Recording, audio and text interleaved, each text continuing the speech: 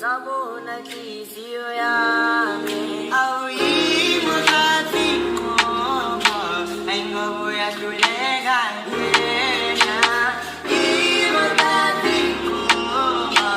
the kid. Thank God I ain't gotta sell dope no more. The moment I was wishing and hoping for. Feel like a professional boxer, how I know the ropes.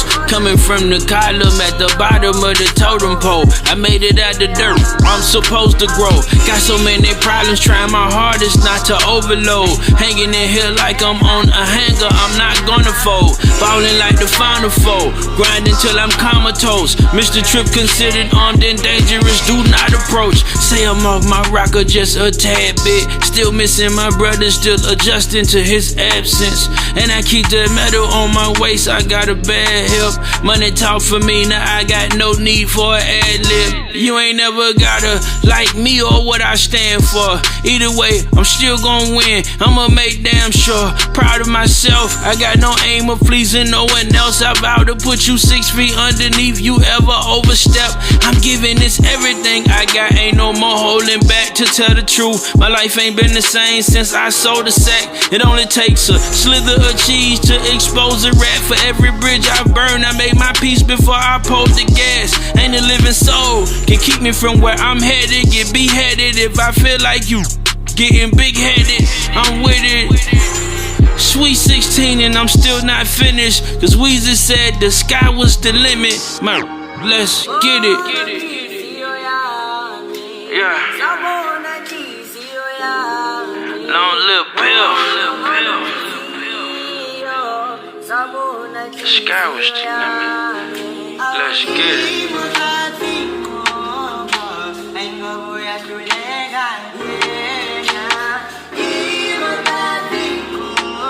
DT the kid.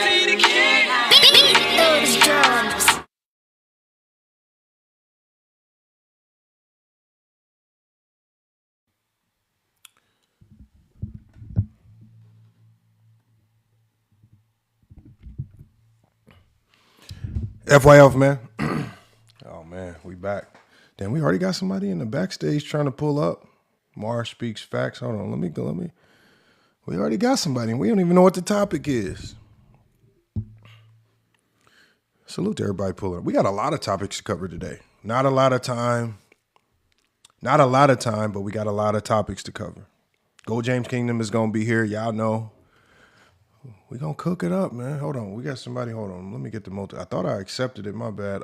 Mars speaks. Hold on. I thought I accepted it. There it is. We got a lot to cover today, man. We got a lot to cover today. I'm going to wait till, make sure we share this. Make sure we sharing the live. If you can share the live, I'm spamming it out on Facebook right now. I've already just shared it on YouTube. Make sure y'all share this because I got information I want to share with you guys, man. We're going to talk about Michael Jordan. And to me, we're going to talk about his very illogical talking points on load management, hypocritical at that. And it is sad that there's absolutely no one out there that can actually interview Michael Jordan and actually challenge him on some of the takes that he has. Because if I'm a non-biased interviewer, the first thing I would have asked Michael Jordan about was, well, wouldn't you consider your years in retirement load management? Didn't the Bulls load manage Jordan when he came back from his ankle injury? He was a product of load management due to injury, and he was a product due to load management because he, as he stated, he was mentally burnt out for whatever reason.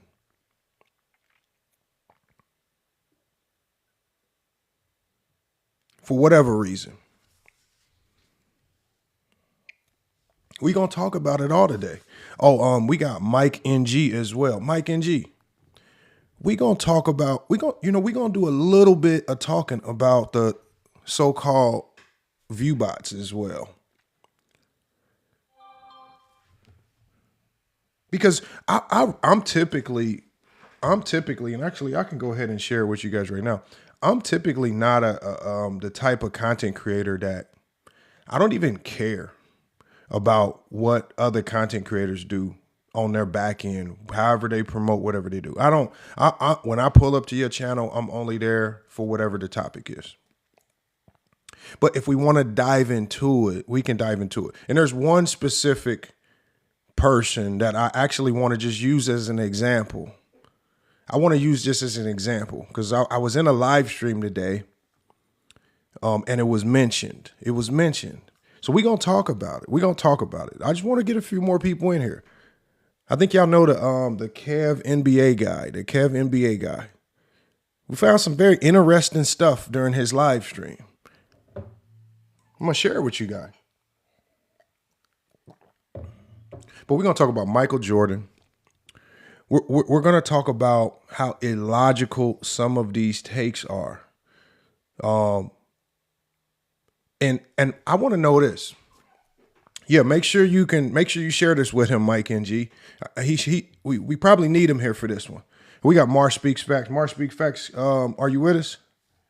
Yeah, it was good. It was good. Okay. I'm hold on. Let me throw my headphones on. That way I don't get an echo, man. Because I normally have my headphones already on. Let me get these on. What's good, Mar? What brought you in here this early, Mar?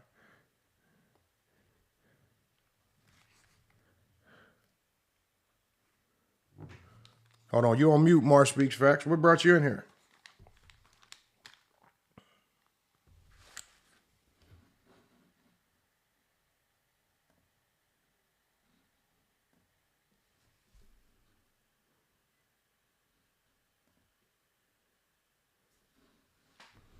Oh, we got Sports Hive up in here. Hold on, y'all. Let me connect my headphones, y'all. I had to connect my headphones real quick.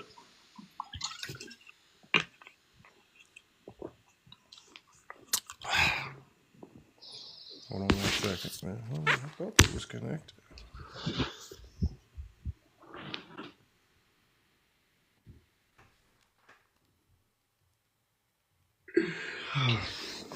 Sports Hive, what's good? What's up? What's up, Lamont? Man, we got a lot to cover today, man. Your thoughts, man. Just real quick, because we're going to touch on a lot of topics, but real quick, what's your thoughts on Michael Jordan's comments about the load management, man? I mean, I agree with him. I would agree. Like, ultimately, sometimes, like, I know, like, I disagree with obviously like a lot of you have to say, and I'm sure you disagree with me, but I like how you analyze the game sometimes, where you kind of look at it from like a fan perspective, and that's how I kind of look at this. Like, I think the NBA players have a duty to the fans, bro. Like, you get all this money, you should be playing because we got all the, we pay tickets. We're normal people, bro. You guys are millionaires. You should play. No, I get that, but even in that sense right there, I always ask people, outside of maybe a handful of names that we can name on one hand, what players are injured to the degree where we as fans are missing out and spending money on tickets, and then all of a sudden when we show up, we don't see you? Well, to that degree, I mean, I'd say Kawhi. I'd say Kawhi for sure. I don't think it has to matter about the volume of the player. I mean, obviously, if it's not the masses, I get that. But still, if there are players that we're paying tickets to see a superstar play and they're just not there, that is a problem. Like, I get it. Like, it may not be a whole bunch of names, but the names that are missing, I feel like it is a detriment. Like, I feel like that's a big deal. Like, I don't think that should just be swept under the rug because it's not a lot of people. I think the people that are doing it, it's a problem. What about when it happened in the 90s? Was it a problem there? Yeah, I'm not saying it's not a problem either way. I don't care. I mean, if you want to say that it's not a problem, you don't like how it wasn't talked about in the 90s, I feel like that's an issue as well. But like, I'm not gonna say it's not okay now because it was okay in the 90s either, though. Like, I'm just not gonna say that.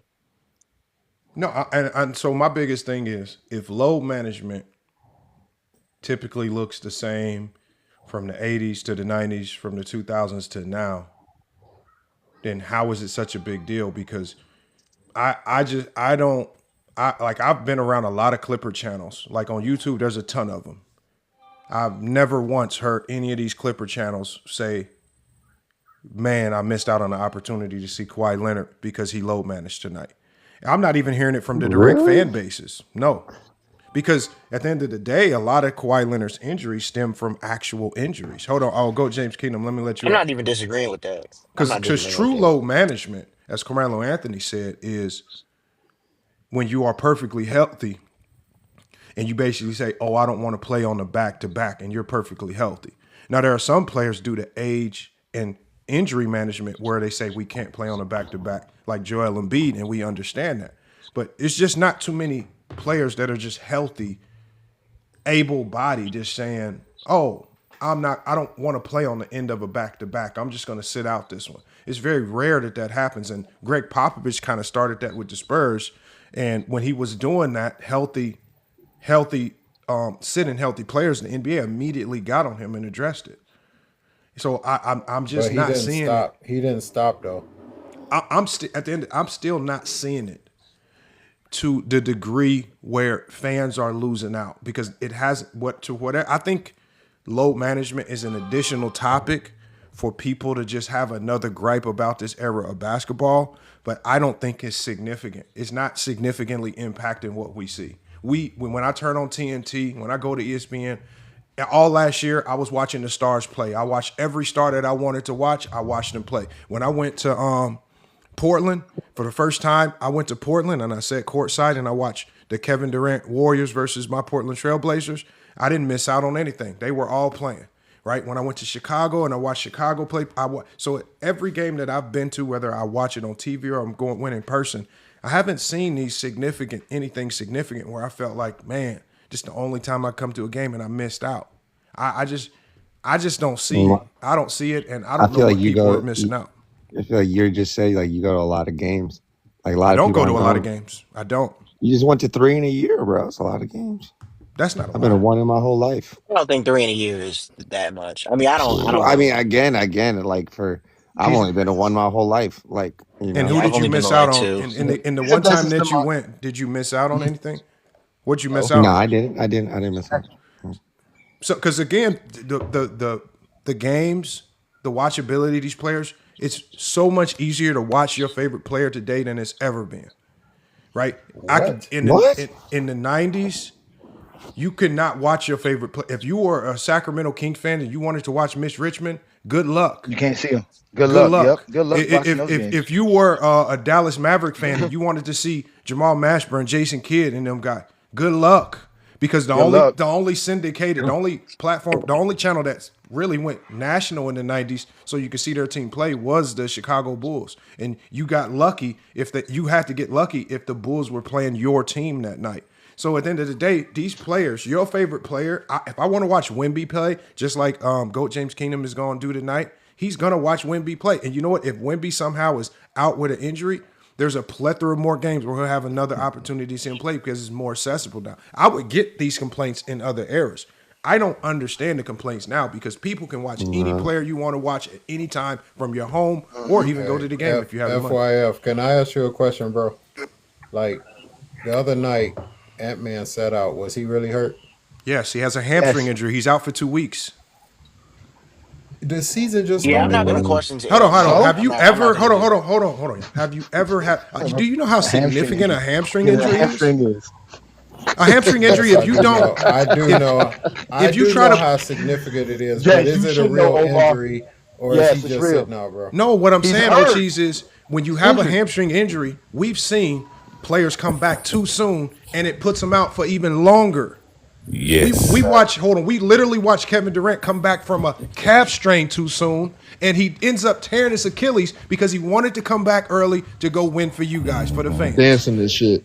So at the end of the day, at what cost do these players need to zoom back? Because every time, like Tyrese Halliburton, he should not have been playing in that Game 7. What did he want to do? He wanted to go out fighting, and he went out there, and what did he do in front of the world? He tore his Achilles. Now he's gone for a year. So Lamont, he did what the OGs him. wanted him to do, Lamont. No, so OGs, let me get it back to OGs. We literally watch, because y'all say these players don't want to play, but I'm watching these players come back early and tear themselves apart. Can I say one thing? No, this on OGs, and I'm going to come to you. Because he's one. I don't see these guys. I see them putting their bodies on the line for this game, but they get no respect for it. Nope. I do think agree with the premise. I agree with can the I premise respond that to It's you? good on players OGs, y'all. specifically can't win. Hey, I do think that the injuries of this era has been ramped up, and maybe it's because of all the little the little fancy moves they do, but I do think that there is a certain amount of load management going on, and we can't deny that. It's Give me an always been example. load I management. would like The to But this know. is back the to thing. backs, These like guys, proof, Lamar, hold like on. with First I of all, mean, LA, I this need is to the back Hey, to understand. y'all, backs honestly, hold are on, why. hold pushing on, now y'all, back hold to on, y'all. The backs. host, it's I on need to Go James. There's understand. actually I need less to back to backs understand. now than there ever was. Again, I need to understand what is exactly load management. Mr. let, Kawhi. Load let me, management let me, is you resting because you Mhm. don't want to play a back to back. And That's what I look and at who it. Okay. does that? This. Then give me an No, yeah. example no, of the no. Hold last on. time Before that you do happened. that, Kawhi Leonard LeBron does does that. it all the He does a time. definitely. player There's does a plenty of player At get to players. 40 years choose? old, Does a player get to He choose was when he doing it can at play or not? 35. Stop it. Can a player choose when he can play or not? Yeah. Yep. Yes, you can. No, he I can't. think Yeah, you can. no. He has Chris to You go Allen can't. with. chose to A play. What are you player talking about? cannot walk up to his coach and say, "Coach, ain't nothing wrong with me right now. I ain't playing today." There's not a player that can do Uh, that, ladies The, and the, gentlemen. well, tra- not. They're the not trainer, saying. They're not. They're not Lamont, So saying other Johnny, are the you guys. Lamont, putting trainer that gets on the the Lamont, last coaches? word. Hold Lamont, on, So y'all. Lamont. Johnny, You are a you putting that Lamont. on the You a coach. coaches? Lamont. You a coach. Your Yes. player The walks up to trainer. you and tells you, "Hey, coach, I'm not playing today." You ask So him for what's wrong with you. us, He so says nothing. at our university, the Mm-hmm. only thing that tells me that a player is not playing is I have an app on my phone that's directly tied to the trainers. And Exactly. whenever a player has an injury, it tells me on that app if that player's day to day, if they are cleared for a physical activity. It tells me their status because as Mm-hmm. a coach, I'm gonna go by that app. If they say you are good to go, it good to go. Now there's only been one time I've looked at this app where it said it's about pain tolerance. If they can tolerate the pain, they can play, but it can't get any worse. So, but all I'm saying is, it's very rare when it just goes up to the plate. Zion Williamson came out on national TV last year in front of the world, and he had to tell the world. He said, "I want to play." He says, "They're the ones making me sick." He says, "I feel like I can Oh go." yeah, that He came out, and Jamie Lillard and CJ McCollum said on ESPN and said in front of the world, the Blazers went to them and said, how you "You been guys on the need to bus? pick which games you want to sit." And they're like, Okay. "Sit." They're like, "Yes, because you guys are not going to run yourself into the ground before the playoffs." At the end of the day, when are you guys going to start pointing to the GMs, the front office, the people that run the league It's that not are really making what these the But that's what, decisions? but change. Lamont, that's what I'm asking you, Lamont. The player is not on your app. There is nothing on the trainer's list that says this player has any type of injury, not even a day-to-day tolerance pain thing. He comes to you and tells you, "Coach, I'm not playing tonight." What are you going to do as a coach from here on out with that player? He's probably off the team. Okay, so there's not a Yeah, but player I in don't the think. NBA that's going to walk into a coach's Kyrie locker No, room Irving, he got and family Yeah, say, but I "Hey, don't members. coach, think. exactly." I don't think that's Thank you. Kyrie what So he's Irving gonna players did get it. say. I injured. think. I So think we he's have gonna. to accept that players are either injured or you're thinking they're faking injuries. Kyrie Irving Yeah, really they're had faking family injuries. issues That's and what we says think. he They're didn't say faking Okay, y'all nothing don't injuries. and have a he problem let with him So. faking push. injuries because y'all got Akeem in y'all top 10. So y'all have no problem with faking So injuries. what you're admitting is these players That's crazy. today just can't play 82 games. They That's what y'all can. admitting, Plenty of right? no, players they play can't. 82 The games. You reason just why don't I know. No, know it they can ain't plenty. play, It's not plenty. It's the not reason why plenty. I know they can play 82 games is because when these kids are coming up through the EYBL circuits, I'm watching these kids play sometimes 4 and 5 games in one day and then do it again the next day. So at the end of the day, I've seen these kids grind from 14 to 18, right? Then go into college. Remember, college, you don't get much of a break. They practice 5 days, 6 days a week. So you're in the gym, always on your feet practicing. And these are grueling practices and you play. So I don't know where this, y'all think guys just these players are used to playing a lot of games. They're Mm-hmm. built for it. So Mm-hmm. when a player No. actually has a real injury, It's an injury. I'm going to allow the doctors and trainers to manage it appropriately so they can come back and be healthy because we have seen the repercussions of what happens when they come back too quick just to appease the fans. What And fans? the older niggas. The Zesty Jeffries Only, fans that have Well, only yeah, injured the the someone zest. They level. need else. to play Only 82 games a here we go with the season. name They calling. soft. They Look, don't play It's 82 not last the games a name year, season. calling. Don't last feel year, bad because you a Zesty Jeffries. You a last Zesty year, Jeffries. You a All Zesty right. Jeffries. 11 Well, That's I all guess. guys, you I mean, want. that's nice. That's nice. But 11 this seems guys like a. play 82 This seems games like a last fancy year. way to look at it, bro. Uh, Most people don't go to three Mikal games a Bridges year. Most played people go to 83 one games game Hold every on, last hold year. on, 5 but hold years. on. Oh, cheese. Maybe because you guys think it's what you guys fail to also realize is that maybe this NBA is more physical than you actually believe. So it's harder to get through an 82 game season because it's just a tad bit more physical. Right. So when I watch the game, I still see the physicality. I still see it. I still see that you need speed. I still need you need to be healthy to play this game.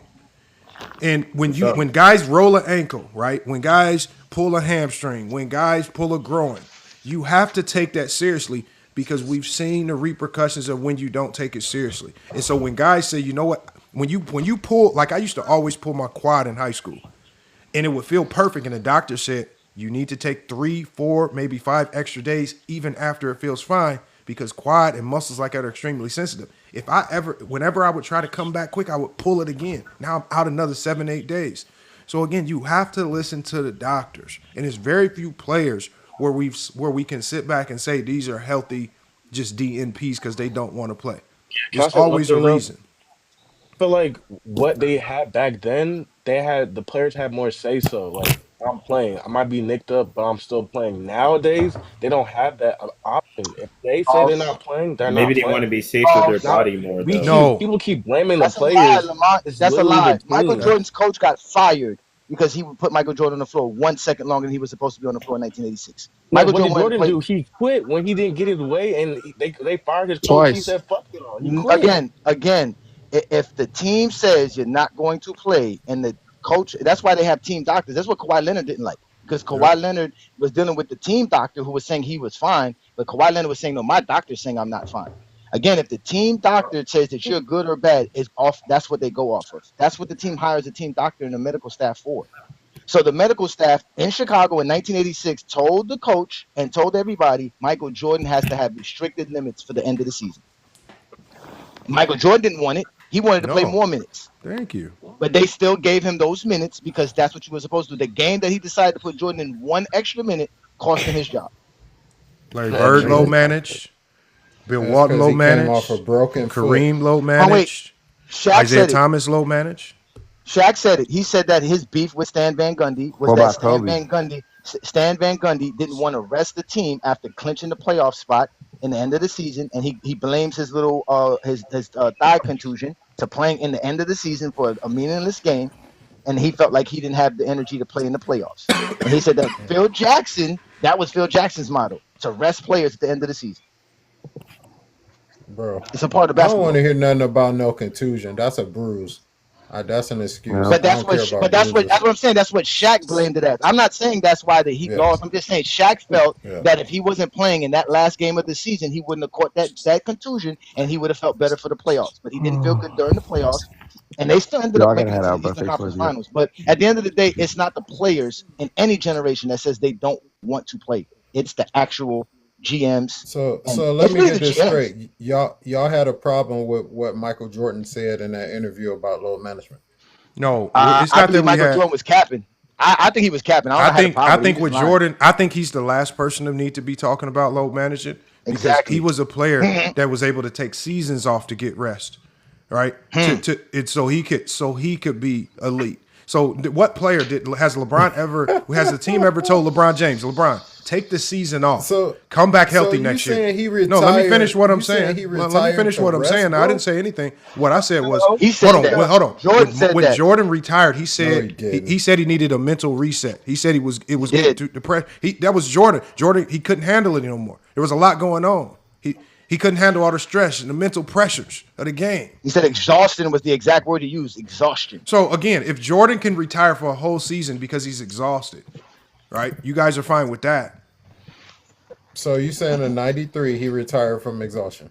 That's what Jordan said. That's what he said. No. Now, he could have been lying because it could have been a secret suspension due to his gambling. He retired because of his father. He retired because of his father, bro. I mean, he didn't say that. Jordan never said that. Jordan never said that. Either way, that's no excuse. If you watch the retirement speech and his ceremony at the end of his retirement, he mentioned nothing about it. I mean, if we're being honest, like, even though I understand his father passed away, but he can still play through the grief as well. Like, look at Cat. Wait a minute. Hold on, wait. He had nothing to prove. Okay, and last night he said, or the other night he said that he always wanted to prove something. So which one is it with Jordan? And guess what?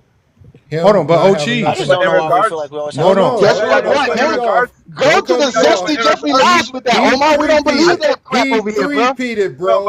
He So, three-peated. Something Hold on, Kobe y'all. three-peated and he kept playing. can do. Hey, y'all gotta stop. That's Y'all gotta why he stop yelling retired. over A Johnny, y'all. Hold on. Hey, full Thank access you. and no cheese.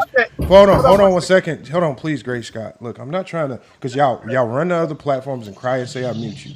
But when I don't mute people, this is what it turns into. It turns into some weird free for all where everybody's yelling. So I can get to muting people, or you can shut the hell up and let people talk one in turn. Because at the end of the day, I gotta have some type of order here because I have to put this content on other channels.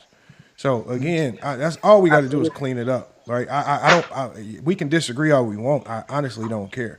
Just talk one at a time, please. Hey Johnny, finish what you had to say, and we'll go to full access. My problem with Jordan and his speech on load management, for one, he was an owner, so he should have known better and he should have explained to the fans the truth about whatever people think load management is. And second, he's a captain. No one needed 19 years to play 15 seasons, only Michael Jordan. Yes, he retired in 1998 because he didn't want to take the time to develop younger players. He didn't want to play without Phil Jackson. He didn't want to go through the grueling idea of playing an NBA season without all the help that he always had.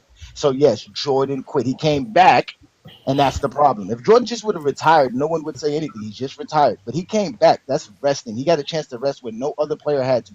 Jordan never played 10 straight NBA seasons. You talking about Kawhi Leonard? Kawhi Leonard's played 10 NBA seasons. He's hurt, but he's played. Y'all got to stop this, man. Y'all can get mad all y'all want. To his lie? Yeah, give me a second. Rebuttal to your lie. Y'all can get mad all y'all want to. There is no lies in this. Michael Jordan did not play for 4.5 seasons, ladies and gentlemen. That's just factual.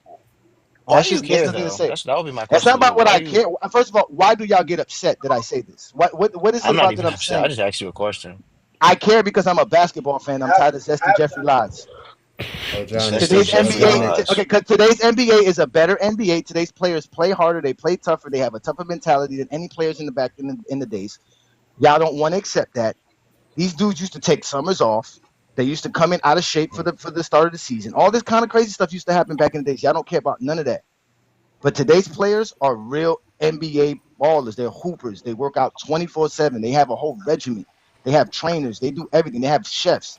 They have private planes. They get all kind of extra treatment to take care of their bodies. And it's a grueling sport. And instead of appreciating them for what they do, y'all going to tell me your lies about how you showed up to a game and supposedly didn't see somebody play that you wanted to play. I can tell y'all this right now. You go to the worst NBA game team right now. You go watch the Washington Wizards versus the Utah Jazz, and you're going to have an exciting time at that NBA game.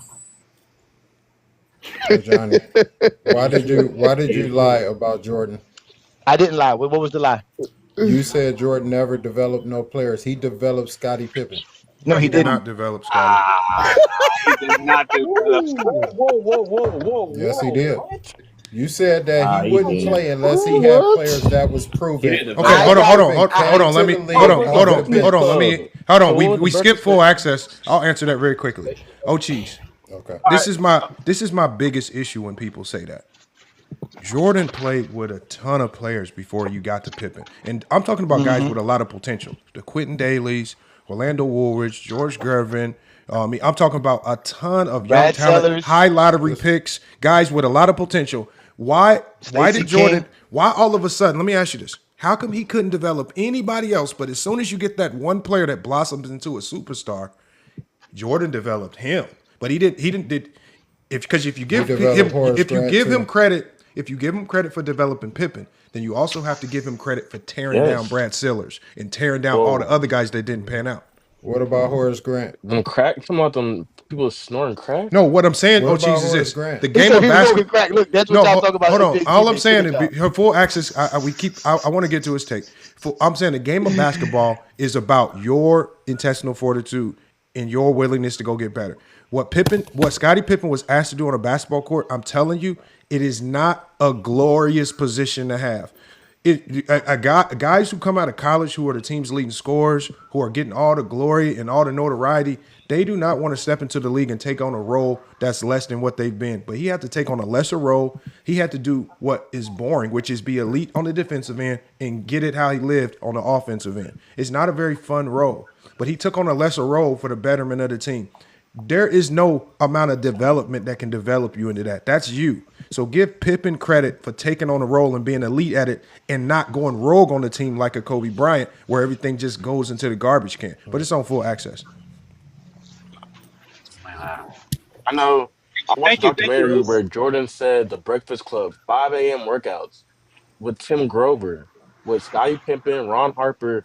Like that was key. Like who was like Kobe didn't do that. He didn't get his teammates to come with him. He did it by himself. MJ got his teammates to come with him and be That's great. false. That's also false. What? Kobe invited plenty of teammates such as Caron Butler, Lamar Odom, a lot of players. Okay, They couldn't handle Kobe's workouts. So those guys couldn't do I what agree Kobe with that. did on the Yeah, I field. agree with that. But the difference is that, again, like Lamont said, the idea that he could only do it to Jordan. So what happened to Ron Harper? Ron Harper averaged like 6 points per game. Ron Harper wasn't all defensive team, wasn't making all NBA teams. Again, Michael Jordan had 6 top 10 players as far as top 10 picks on his roster in the late 80s because of all the losing he was doing. So when you're talking about Charles Oakley, you're talking about Brad Sellers, you're talking about Stacey King, you're talking about Pippen, Horace Grant. All these guys were drafted within 3-4 years of each other in the top 10 for the Bulls. And at the end of the day, Scottie Pippen was the only Hall of Famer out of all those dudes. Scottie Pippen was known to be that because, again, Scottie Pippen was that good coming out of the college he was at. People don't forget he was a gem. There was a reason why Jerry Krause selected him. They needed someone like him. They tried to get Scottie and Brad Sellers. But they couldn't get it in Brad Sellers, so they found it in Scottie. That's all it was. So I don't know where I lied at. I just would love y'all to tell me where Jordan developed anybody outside of you using Scottie Pippen. Because we watching LeBron develop Austin Reeves in your eyes. So do we give that to Bron or do we give it to Austin they're not gonna give Reeves? that to Bron. They're not gonna do that. I'm saying if we're gonna give developing out, we got to give it everybody. How he developed Austin Reeves? Well, how did he develop Pippen? Just tell me what workout. What does Austin Reeves even work out with LeBron? Absolutely not. Well, he only said that brought up the development point because it was rotated. Y'all said that Jordan doesn't develop players. So you saying like no one said that here in this live. This live was about Jordan lying about just said somebody it, literally. Yeah, I was going to say he asked me. Oh wait, hold on, stop. I'm the host. I'm the co-host here. Omar here. Hold on, wait, Phil. Access. You get your turn in a second. Relax. Let your conscience be free. OT's Omar here just asked me about me supposedly saying something about Jordan not developing players. That is something we've said in GOAT James Kingdom. I didn't say that today. I can prove it. Again, everything we say in GOAT James Kingdom, we can also prove it. Michael Jordan did not develop anybody. In fact, I got a quote from Michael Jordan as early as 1991. He didn't even believe in Scottie Pippen. He did. He was saying he didn't. Jordan didn't believe in Scottie Pippen. Yeah. So how do you develop when somebody else not believing it? Now, LeBron has been coaching and mentoring Austin Reeves since Austin Reeves was drafted in 2021. I mean, since he was torn the Lakers in 2021, 2022. Yes, he has. We have the infamous footage of LeBron James trolling him on the basketball court, where he was told to play. Hold on. Austin Reeves was good at Oklahoma. You know that, right? So was Scottie Pippen. Scottie was also good in over there in Central Arkansas. Let me tell you. We know he was in AI. They're not coaches. Hold on. I've been quiet for the last since I've been on here. I couldn't. Hold on, but you can't tell me to stop. You can't. Hold on, you can't stop me so that you can interrupt me. When I'm done, sir, you get a chance to speak. If I don't like this, you can go to the Zesty Jeffrey lies that allow you to open. Oh Lord, go ahead, brother. Okay, thank you, sir. Allow me to finish my point because I was addressed, and I need to address the Zesty Jeffries when I get addressed. That's what I'm here to do. It's a TikTok takeover. You gentlemen need to sit back and let your conscience be free. It's all right. It's okay. Michael Jordan is not in a relationship with you. So here we go. Again, to let you know what LeBron James did for Austin Reeves is he helped Austin Reeves develop his professionalism. He's there every day on time to do the things that he needs to do to be the player that Austin Reeves is. Austin Reeves has developed every year alongside LeBron James. every year, and they've changed the roster and they've changed coaches. But the same development is doing, and Austin Reeves himself would tell you this, that LeBron James has impacted the way he plays the game of basketball That and is true. views the game and practices. So this is not just a Johnny and Goat James Kingdom making stuff up, because we always tell you we Okay, don't so make all I shit up. gotta do is We give look you it a up. clip of Oh, it's Scottie not okay. Pippen It's telling. not okay. Damn, relax. Listen, Bro, you but don't talking for stop. mad long, bro. You can't listen for long.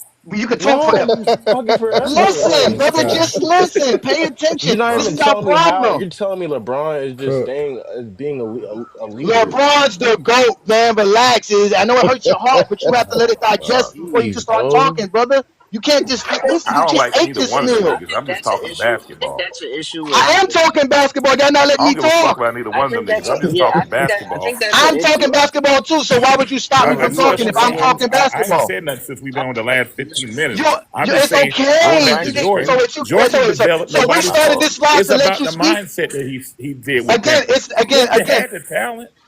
again. Pippen See, had talent. Jordan oh didn't. my God, bro. Go ahead, brother. The conversation was again. If you want to give, if, somebody's at work. Put yourself on I mute, just please. muted him. Great Scott. You got some going Okay. on. Go ahead. Again, if Go we ahead, want to check him give out. Jordan credit for Scottie Pippen, then y'all, like Lamar said, are Yeah, y'all going go to ahead. give LeBron his credit for Austin Reeves? Y'all not. And y'all have yet to No. tell us how he developed Scottie Pippen, other than saying him and Scottie Jordan, Pippen Jordan didn't practice get. together. No. Who said y'all? See, y'all. Let's keep it basketball. Jordan developed Scottie Pippen. Scottie Pippen had that skill set when he left college. But the only thing he helped him with was his mindset.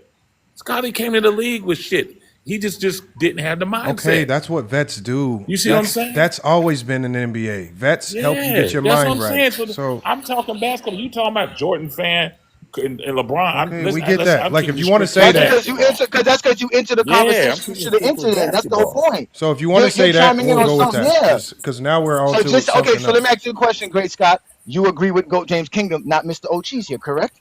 Yes, sir. Okay, then. So O'Cheese, take that to another live, please. Yes, sir. I'm okay. Nah, bro. You already know you Okay. cap, bro. So I have a What you question. mean? That's So you're fine. saying that What you That's MJ, fine. talking so about? So how MJ was about just this? being a How about I'm vet. just y'all a talking cap? How come I basketball. can't get You my 20v1 OGs? Why y'all caps? Why can't I get my 20v1s? So Y'all some MJ was liars. just being a vet, and Why can't LeBron I get my was 20v1s, training OGs? What's happening with the training Man, him. 20v1? Y'all because can't give me you one? be getting cooked. You be getting Okay, cooked, cook bro. where? You Show it already to me. know. Where's the footage? Y'all always say stuff but We can't got prove Can it. we plenty talk of footage. You basketball? Hold getting on, cooked hold Where? on, on, Where's hold the bro. on, hold footage? on, Like hold on, hold on. plenty. First of all, hold on. First of all, if there's any opportunity to do cooking, then just do it now. Why you trying to Right. attach yourself to another person's conversation like you did it? If you can't do it now, don't be mentioning What you nothing that mean? might have He's that. never came Okay, at me on a at the end of the day, all I'm saying is I don't care if y'all will say anybody cooked anything. I've seen some of the weirdest conversations on TikTok. And people will walk away from the conversation saying that they cooked, and they said absolutely nothing. So I can't even trust y'all when y'all say that. You here right now, live in the flesh, and I record this. So I'm not gonna hide it after it's over with. It's gonna get reposted permanently on YouTube, so you can't hide it. So if you get to cooking now, if you want people to know you actually cooked, then you don't have to See, lie that's what about it. y'all do. Y'all mute people. No, We I don't want mute grilled people. cheese, Oh my brother. We god, don't bro. want grilled That's cheese. y'all Me and Miss Do you OJ know said that's we don't y'all want that's grilled y'all cheese. We I ate reputation on grilled literally cheese. just TikTok? said I don't want Y'all to mute people reputation today. on I TikTok. literally just said I don't want to mute people today. But in the middle of us talking, we just Mute hear me, nigga. chatter, and y'all act like we. I just said talk one at a time. As soon as I'm done talking, you can talk. I just said I don't want to mute people. You guys just Yeah, I don't just know. Y'all don't wanna. have any patience at all. Y'all like 4 years olds. Jesus Christ, man. Hey, host, I just wanted to address the low management, host. That's all I wanted to address. Yeah, go. Thank you for access. I've been trying to get back to you That's so all we can I get wanted. back to the topic. Nah, it's all good. It's all good. I just wanted to address the low management thing real quick. And what Goat was saying, I kind of agree with a little bit, not all of it, but a little bit. I do feel like Jordan could have explained the low management a little bit better, but I do also feel like Jordan got a he can say what he said. Like the reason why I feel that way is because the homie Jordan played 15 seasons. 9 of those seasons he played 82 games straight. Like if that's not enough for somebody to talk about how demanding the game is and him fighting through adversity, then I don't know what else is. You feel me? And then we can't be disingenuous and act like with this new day modern science that these dudes aren't taking advantage of load management. Like, yeah, some dudes, even in what Jordan was saying in his interview, if you watch the whole thing, he was saying if homies have a true injury, then it's okay to low manage. I understand. But if you out there and you can play and you feel like you can play, and then you go out there and play, and then the next game you just like, I'm feeling kind of sore, I'm gonna take the day off. I get it. You feel me? Like that. Like that's the aspect of the game that he was talking about, which more so relates to the mindset of the game.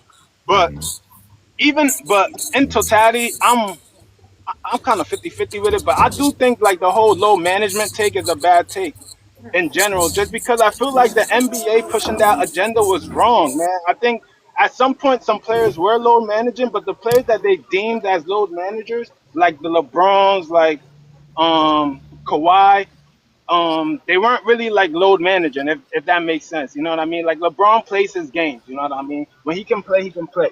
Kawhi legit has real issues and why he can't play.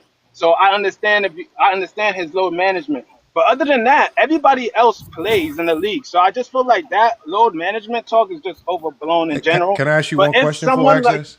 Let me ask you, go ahead, because I think this goes along with what you were saying with Jordan. I'm gonna ask you one question. Jordan was the owner of the Charlotte Hornets. Jordan had ample opportunity to showcase how load management should not be used in the league. And when they drafted LaMelo Ball, I want y'all to think back. What's the first thing they did with LaMelo Ball? They load managed him. They load managed him. Yeah, they didn't start him. They were saying that his condition, they wanted to make sure he was conditioned, he was healthy. LaMelo and LeVar Ball was running around saying, we want to play. We can go 40 minutes. But Michael Jordan and the Charlotte Hornets front office said, you know what? No, we're going to slowly get you right. They load managed LaMelo Ball. They held him out of back-to-back. They did. So this is one of the reasons why I say Jordan should be the last person talking about it, because he had an opportunity to showcase to the world, we don't load manage. And as soon as he got a good player that was a valuable investment, what did he do? He load managed from day one as soon as the NBA started. He didn't let LaMelo Ball just go. He was coming into the season with like an injury though. No, like he did not. So LaMelo Ball had not played a game. He hadn't played a full game in like a year and a half because the stint in Australia didn't work out. He left. He had really been on his couch just working out. LaMelo was ready to go. He was not injured. I noticed because I was following him at the time. He was ready to go. And Jordan and that front office load managed LaMelo. So what I'm saying is, for somebody to sit here and say, oh, players should play, why? And this goes to what Johnny was saying, was players don't make the choice. The teams do. Jordan made the choice to load manage LaMelo. See, that's why I say he needs an interviewer that's going to challenge him. Because the first thing I would have asked. I'm going to play semantics, host. I don't know if it was actually Jordan. It could have been, you know what I mean? But I Jordan owned the team.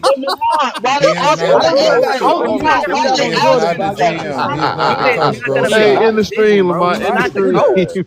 The coach decides, you know. Y'all don't just sit here and think y'all know everything. Y'all don't know. Okay, you know what? Let's let. They just said the doctors Let's decided. let Caden in. Let's let Gil Caden in. Go ahead, Gil Caden. You've been patient. I'm just saying, Go ahead, man. I'm just saying, MJ, like y'all put this all on MJ. How? Y'all don't have the facts to know that if he did that or not. The front office, yes, fucked him over, fucked LaMelo over, didn't make him play. Not MJ. It's not about MJ. It's the owner. But the coach is the coach. That's not. So why would why? Hold on, but my question. Okay, so my question. So my question to you, Caden, would be this: why is Jordan hiring a coach that doesn't have the same philosophy he has about mandatory playing? I can't answer that question. Or GM. I'm not MJ. Okay, so we know, and we accept the fact because we can answer the question that you feel like, why is it on Jordan? Because he's the owner. He has hands on things. He's making those decisions. You guys say he's the brilliant mind, the guy that developed Scottie Pippen, that developed a 2-3-peat dynasty. He does all of these great things, but here he is in his midst for the last 10 years as an owner in an era that y'all call a load managing era. He's an owner of a team and load manager. Y'all can't. Okay, one thing you can't do is compare the two. Just because he's a GOAT, because he's the GOAT, don't mean he's gonna be the best. No one ever said, "Oh, I'm the best GM, the best." He didn't even pick his players right. Even like on his team, the players that he wanted to pick for the Bulls sucked. So why didn't ask him about that? So why they asking about load management? Why don't they ask Michael Jordan about why you horrible at picking plays? I don't know. I'm just knowing that MJ played 82 games and he could talk about how he played all the games. That's Well, what he was talking about. He played 82 Well, games I mean, that 9 doesn't mean times. everything though. MJ did For not those, lose, bro.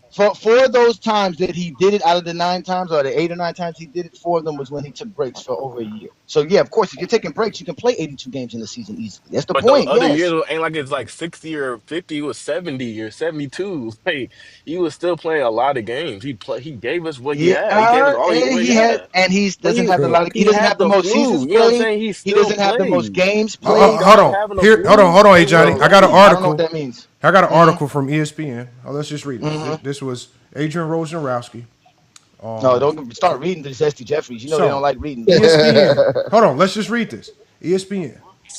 According to team and league sources familiar with the discussions, Charlotte Hornets owner Michael Jordan advised head coach James Borrego to manage rookie guard LaMelo Ball's early minutes with caution during the 2020-21 season, urging a measured development plan rather than immediate full-time starter duties. Multiple sources told ESPN that Jordan, who was highly involved in roster construction and player development strategy during LaMelo's rookie year, wanted the organization to build sustainable habits first before increasing Ball's workload. This is Borrego, who had been vocal early that season about earning minutes through defensive consistency and playmaking decision, reportedly aligned with Jordan's philosophy. The two met regularly to review Ball's progress during practices and film sessions. There was never any doubt that LaMelo would start eventually. Another Hornets official told ESPN the plan was to do it, to slow roll it, make sure he understood the system before turning him loose. It says LaMelo began the season coming off the bench behind Devontae Graham and Terry Rozier. It talks about his averages. It says Jordan, who has long criticized this is even they said this back then. It says Jordan, who has long criticized modern NBA's load management approach, was said to have used a different rationale, pacing Ball's development, not preserving his health. And it says it was about rest. It was about readiness. He said it was about rest. It was about readiness. One assistant coach explained. Mike didn't want another young player skipping steps because of social media hype. Sounds like load management. That's not load management. Sounds like load TJK FYF takeover, TikTok takeover. That's not loads, man. That's how you treat That's load it. management to me, sir. You can't That's load management. You can't change the Lamar, they go crazy. Lamar, look at Lamar, it's crazy. Mic drop. Hey, Lamont, that's another Y'all lied earlier too by saying why Jordan retired in good 93. take, but I'm saying y'all can't. No, we didn't. We told you what Jordan said, sir.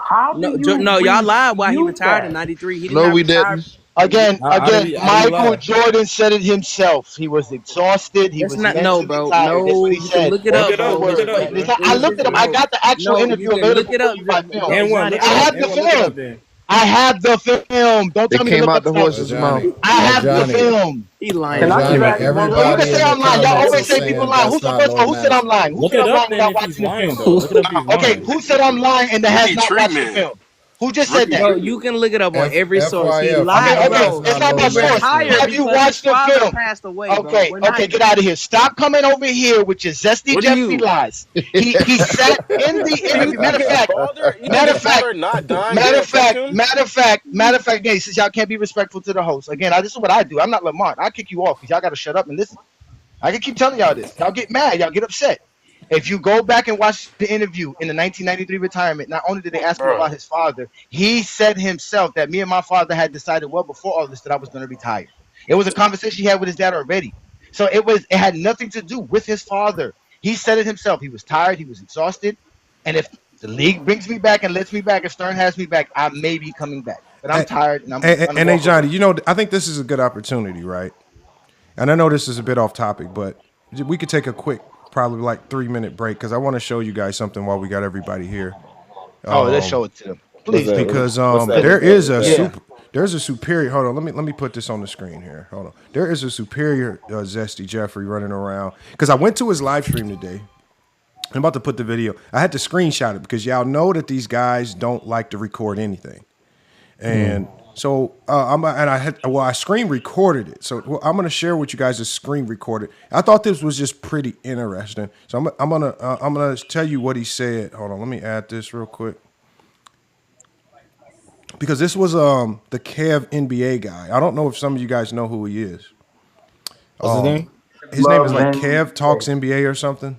Yeah, And so Kev he was loves talking NBA. about like he was talking basketball. Kev loves NBA. He was talking basketball. He said something about he said that Michael Jordan clamped Clyde Drexler in the 92 finals. And I typed in the chat, I said, well, Drexler averaged 25 and 8, I said, he had a couple games where he shot inefficiently, but somewhat to a certain degree, but I said, I don't know if you would say that's getting clamped. I said Clyde Drexler was still doing Clyde Drexler's thing. Now, that's basketball talk. You can agree or disagree.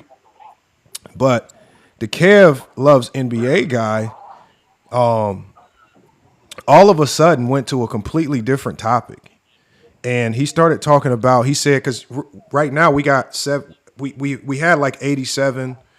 We had about now we got 70 viewers. This is about the same as the last live stream. He was one of the ones in here last live stream saying that it was a whole bunch of bots in here and everybody was fake and things like that. So, what I did was I said, you know what? Let me look at who's watching him. Okay. I said, you know what? It'll be fun. Let me scream. I said, let's see who's watching Kev Loves NBA. Let me show you guys real quick. Let me show you guys real quick. I know what you about to say. No, I'm not about to say anything. I'm just gonna play a video. Yeah, we don't count views. So look, we don't care about your views. Good luck. So hold on, like this is I'm gonna make it big. So hold on. So y'all see it's him. Y'all see it's him. Now look, I was looking at the viewers and I'm going through them. Look at this. Look at these viewers. 0 followers. Hold on, user. Hold on, 0 followers. Look, this is you see him. Hold on. I went through a whole bunch of them. Hold on, y'all. 0 followers. Eileen Jack. Hold on, I went to HR, 0 followers. User 920. Hold on, I went to Troy McIntosh, 0 following. Hold on, it's another one. User 5016, 0 followers. Hold on, it's another one. It's more. It goes on. User. Hold on, y'all. Let it keep going. Another user. Dominique Wolf. Hold on, Dominique Wolf, 0 following. Hold on, it's more. Hold on, Dean Nora, 0 followers. No bio. Hold on, y'all. Let me keep going. Grace Elliott, 0 followers. Nobody. Look, he's cooking away. Herb Chapman, 0 following. Hold on. User again, 0 followers. Hold on, y'all. Hold on. Jill Benson, 0 followers. Hold on, y'all. It's more. Hold on. User again, 0 followers. Hold on, y'all. It's more. Hold on. The Bleach, 0 followers. Hold on, y'all. It's more. Gary Bueller. Look at Gary Bueller. 0 following. Look at Anastasia Adams. 0 followers. Hold on. Let's do more. Oh, Owen Sr. We got a whole bunch of fake. Look, Owen Sr. 0 following. So hold on, y'all. We're gonna keep. Look, I'm gonna show y'all. Look, 0 follower. I can keep Tesla. He got somebody named Tesla in his chat. Tesla. Now, hold on. Now, hold on, y'all. Now, remember.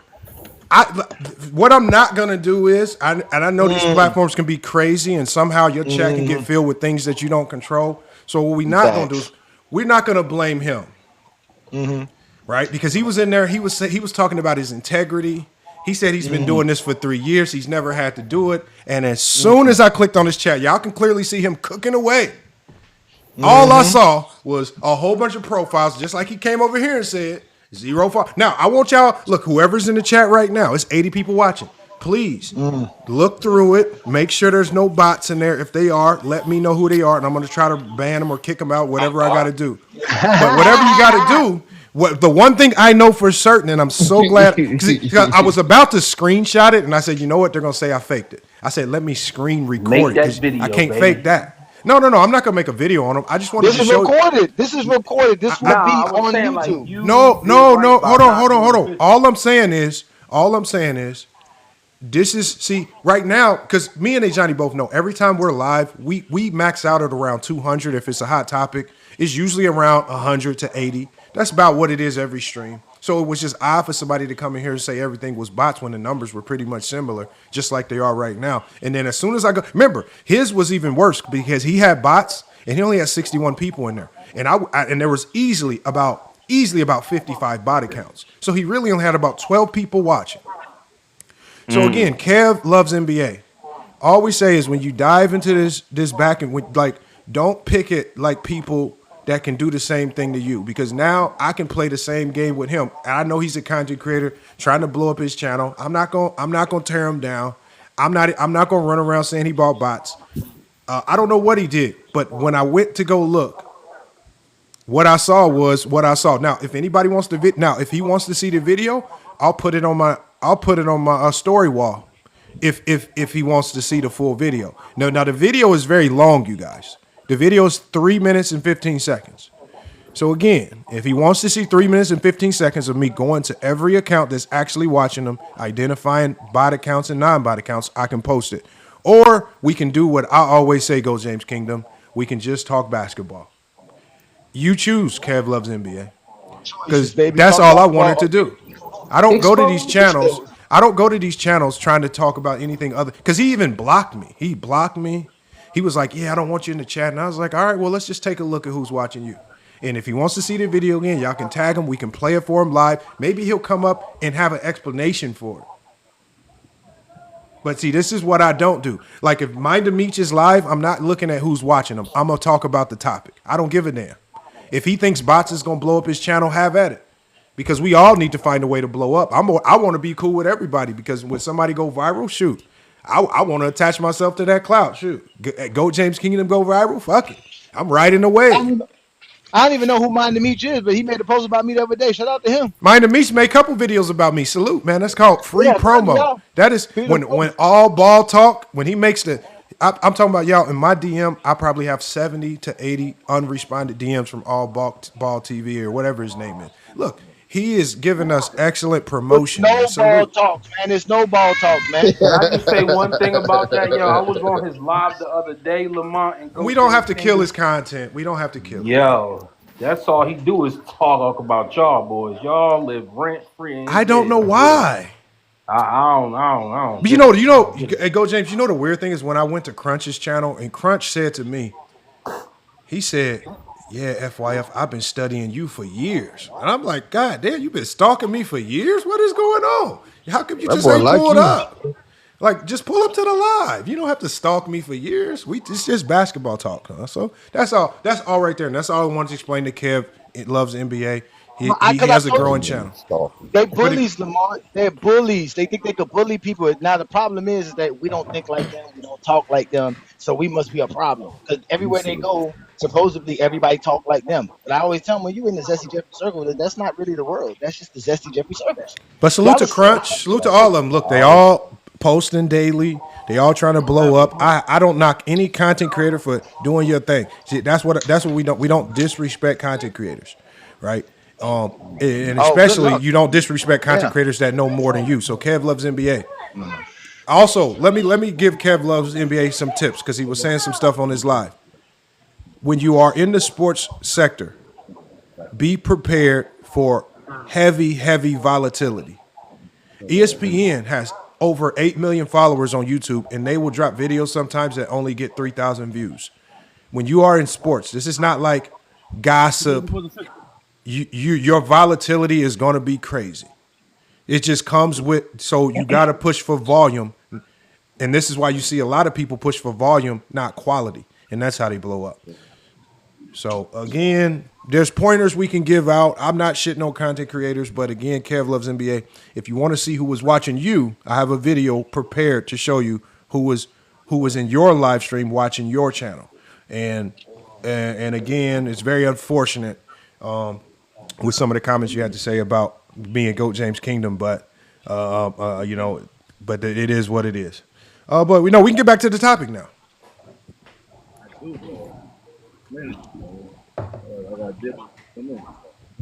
We got Jules Compton here. Salute. Another content creator. Willie, hold on. Willie's in here cooking. I know Willie's going to yell and go off on a tantrum. Willie, what you got on this, man? What's the topic before we start again? Everything's on the deck. Everything's on the table. Look, because there was multiple topics. Obviously, I wanted to talk about what Jordan's comments on load management. I thought it was hypocritical based on what he's shown me throughout his career and what he did as a GM, how he utilized load management with LaMelo Ball. We can also talk about Bronny James. At least that's the discussion I was trying to have with Crunch. But it just seems like some people, once they have their mind made up on something, and because of their hate for LeBron James, they're never willing to concede on the obvious facts. Million topics we can talk about. Bronny James. I know. What's your stance on Bronny? No, it's not a stance on Bronny. I just think that I just wish that more people would just admit we are only trying to tarnish and tear down Bronny because we don't like LeBron. When I was talking to Crunch was pretending as if he had some type of integral drive to do what's right for the league. Bronny needs to be out the league for the betterment of the league. And so I asked him, I said, once you eradicate Bronny from the NBA, who's the next player that needs to go that doesn't deserve? And he said, I don't know. He says, I don't know. Right now, I'm just worried about Bronny. So I said, no, you only care about Bronny because you truly only care about LeBron James. You don't know any other players that don't belong in the league because you only care about LeBron James. That's why. And so he doesn't like the fact that sometimes players make the NBA not because of their talent. There was a Chinese player that was drafted years ago because of the NBA's relationship with China, right? There's sometimes you get an opportunity for other reasons outside of basketball. I understand that because politics are in basketball. You start to learn that when you play high school basketball. Yeah, but I know what Crunch is talking about, though. Like, y'all both right. Bronny is not saying he doesn't deserve to be in the league. You are in the league because your dad. If Bronny's dad wasn't LeBron James, he would not be in the league. He didn't play college. Yeah, but El Presidente. He wasn't but hold on, El Presidente. We can stop there because me and you both agree.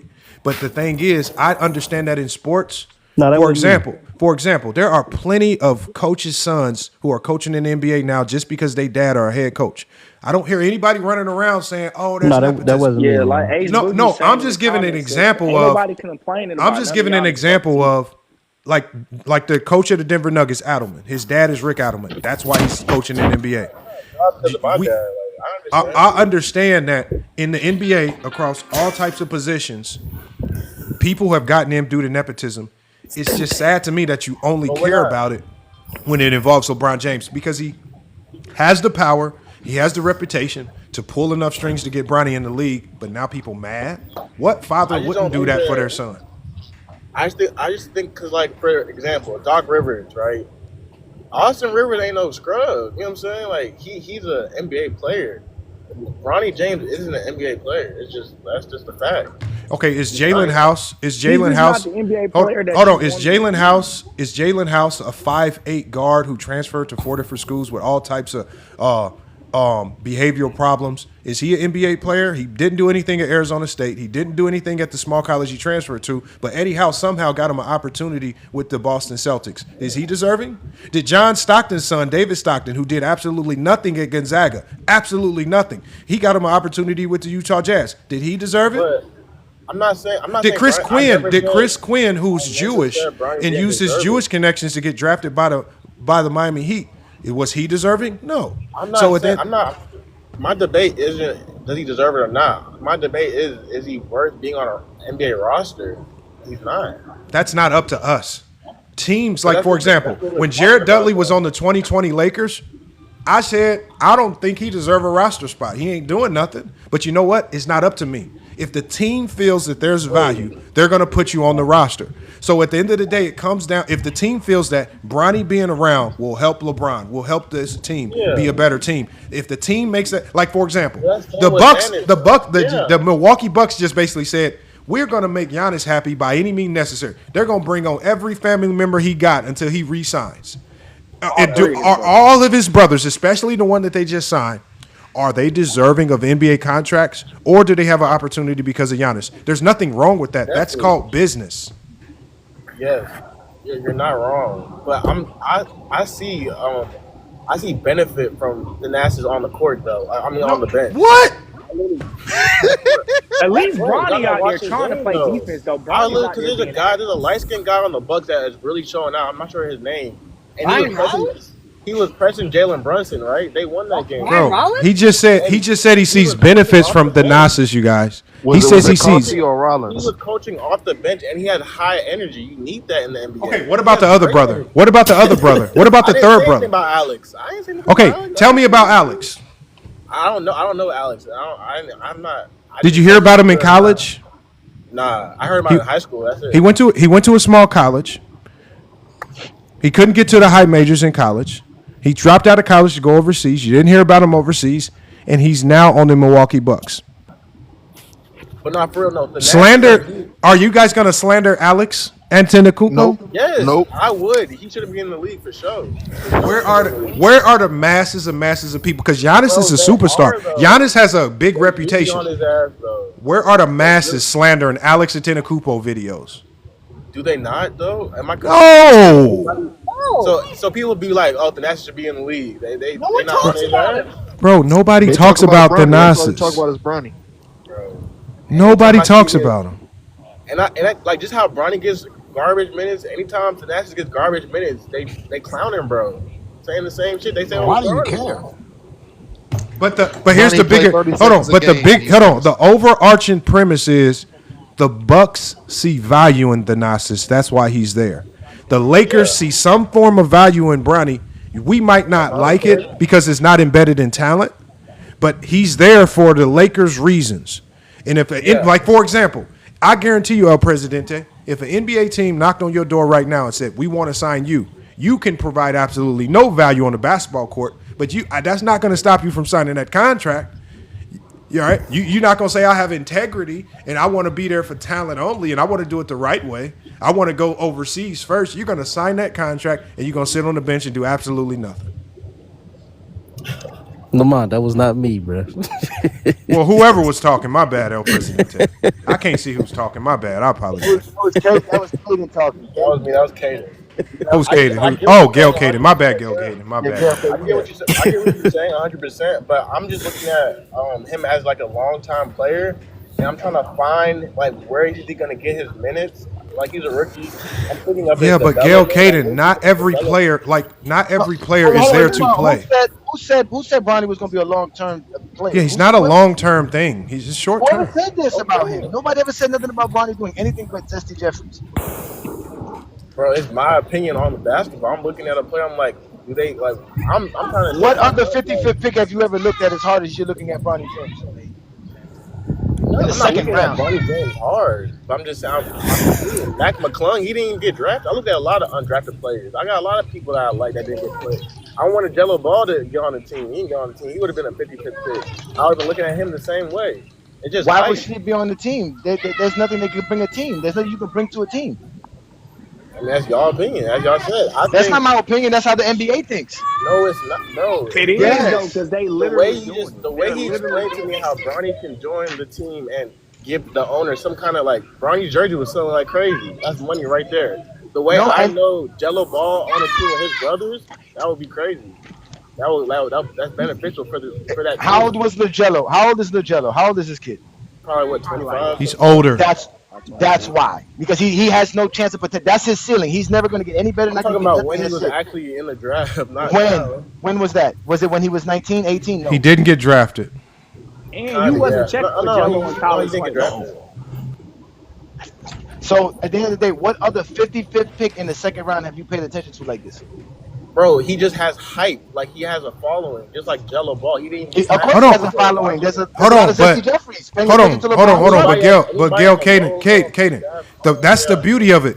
When Jello got his opportunity, there were G League games sold out. There were jerseys selling. They had them all over posters. But you know what? Michael Jordan was running a team, and Michael Jordan said, "You know what?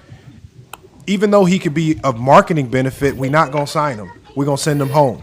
And so at the end of the day, the Charlotte Hornets, who had his rights, basically said, yes, you have marketing value because they plastered them all over everything that was Charlotte Hornets related. They said, we don't want you on the team. That's Jordan's decision. The Lakers made a different decision, just like when they kept Jared Dudley. When the Miami Heat held on to, what's his name for all those years? You know the big man. Yeah, Udonis Haslem. Yeah, when they held on, was Udonis Haslem? Yeah, could he even walk up and down the court those last few years? No. He had no value. Not on a basketball team, and this starts even in college. You're not always there to play. Like there are walk-ons at Purdue University right now that are only on the team to help maintain a high team GPA. They're only there just to get a 4.0. There are millions of other players better than some of these guys, but they are there for a reason. If the team sees a value, whatever that value is, they're going to put you on the roster. And it's not on us to complain. You can complain about it all you want. but it's not going to change anything. Matt Painter and that staff, they're going to keep getting walk-ons that are going to keep the team GPA high. That's how they maintain that team GPA. So they always eligible for the NCAA tournament. Okay. That's So just basketball. I get it. Like that GPA shit, you put That's in just perspective. sports in general. That ain't. But how do you? I'm just saying, when has about, this not happened in sports to where now all of a sudden it's a surprise? I never said that though. But this shouldn't surprise you because this happened since sports ever started. Like the players get favoritism. Doc Rivers, Austin Rivers, yeah. Doc Rivers gave Austin Rivers a nasty contract with the Clippers that everybody said he didn't deserve. Is that nepotism? Yes. That's my son. I'm gonna make sure he's set. Can't knock him though. I'm gonna do it too. Hell no, I'm not gonna knock. If I have an opportunity if I have an opportunity to put him in a position to where I'm giving him money that can set him for life and put him on his own path, why would you not do it? Yeah, but that's why I disagree with Stephen A. Smith when he was like saying the stuff he was saying, calling LeBron a bad father. That was just really weird, out of pocket. Yes, but it's even weird for Stephen A. because what is Stephen A. doing with his own nephew? His own nephew is on all his shows. And his nephew is dumb. His nephew has zero talent whatsoever. He got his nephew started in the media game. Nepotism. Yeah. And then you're right, because like his daughter a star though. I will say that. His daughter. Oh no, she got talent. I ain't gonna lie, she got talent. That motherfucker's funny. Not that dumbass nephew though. He's funny. Funny. He kind of funny. He kind of funny. He kind of funny though. Yeah, no. He kind of funny. No, he's funny in the sense to where it got old real fast. That's all. You don't know nothing about basketball though. So y'all say that Bronny's not a long-term NBA player? No, Bronny's a small guard with limited athleticism, like limited skill sets. His time in the league is going to be very short. We understand. No 55th pick in the NBA draft in the second round is a long-term experience. It's the potential. It's based all on potential. He has a few years. If it doesn't work out in a few years, you're going to see him going to the league by far. So that's just how it works. Okay. I respect that. But I just think that, and again, my whole point in this was, if people like Crunch, don't pretend as if you're talking about Bronny because you have this ultra integrity for the game. We all know that Crunch is a LeBron James hater, and we all know that he's only talking about Bronny because it's LeBron's son. Just say that, and you know what? Then I'll understand why you're so illogical with it. That's all of them. Shit. That's all. That's a fact. No, but he kind of admitted that LeBron. He basically was trying to tell you that it was because of LeBron, and he doesn't like that. And if you defend that, then it's LeBron's issue. Then that's exactly what you call zesty. Exactly, and then they get mad. That's why I tell them there's no crying in the GOAT debate. But they show up every time I show up, start crying. I ain't got napkins for y'all. I'm not here to wipe up no tears. No tears. I'm here to expose every zesty because y'all be running from me. So when I see you, I'm gonna get you. So don't come up here scared and crying. It's not gonna happen here. Hey, Herm, why you ain't saying much, man? You know a little bit of basketball, man. Herm's Just up up here here? laughing and shit. I don't see Herm. I mean, not Herm, but the one to my right. Willie? Olo. Olo. Oh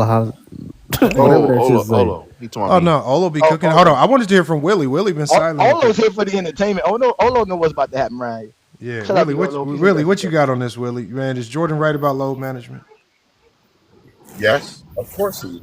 Because That nigga sound like Herm. That's crazy. I go to work every day. I've been working 26 years as a foreman, and I ain't never missed a day because I like to show up and show out. I like to let my coworkers know I'm here for business. So yes, I agree with Jordan. If you want to clock, show up on time and be ready to go to work. And I'm built like that. Let me go next. No, hold on, Willie. You look like a supervisor, right? You look like you run shit over there. I'm not even gonna lie. If one of your employees came to you and said, "I need 12 months off, man. My mom died," what you gonna say? Go handle that. You gonna give him 12 months off paid? Go handle that. I know you good. Yo, super low management. Hey, we need to work for Willie, man. I need to apply. Hey, see me application, Willie. Willie, see me application. Your father Send was me one everything. too. I need a Your fucking father was everything to you. So go ahead and do that. Like Yeah, y'all acting man. like his Lamar had to father walk away. died. Lamar had to go find a producer. Oh, his I'm gonna put father it. died. Oh, he Hey, he told need to send me an his application. You let motherfuckers off for 12 months? Shit. Please. Shit. yo, the problem is half of Yeah. y'all LeBron fans don't even got a father. Oh, here you go. We already know you said the Jeffrey don't take care of your kids. We know this. Matter of fact, I was gonna leave him alone, but Lamar, you know what's What? the truth? Where y'all You know dad why? at? Wait. You know why Willie go to Where work your every dad at? day? You know why Willie go to work every day? He got Do you child know support. your He don't go dad? to work.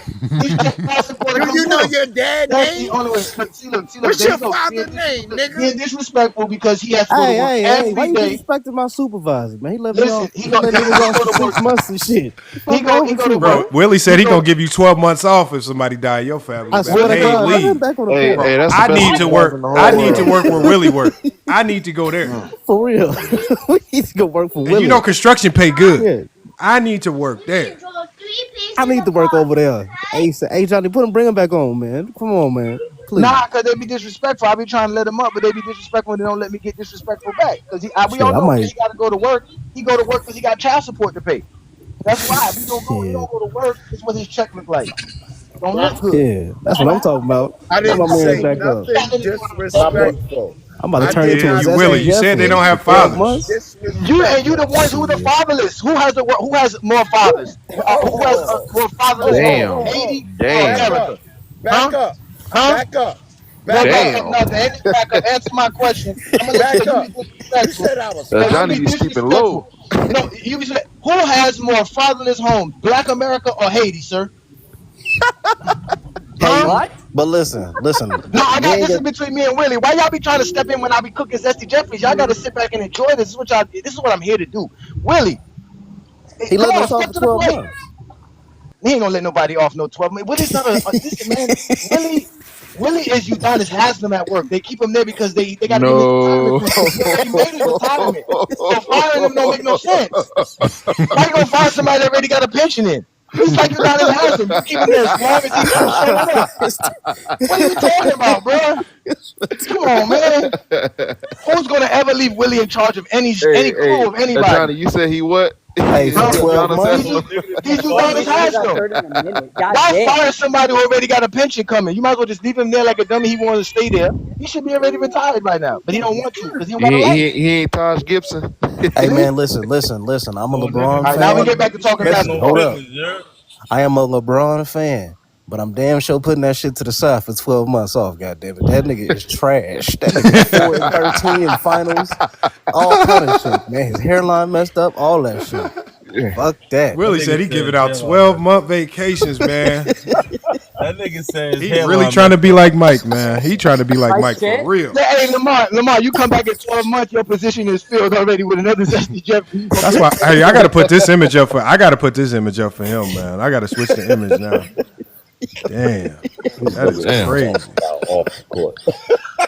Willie giving out 12-month vacation time, paid leave. I'm still waiting on that application.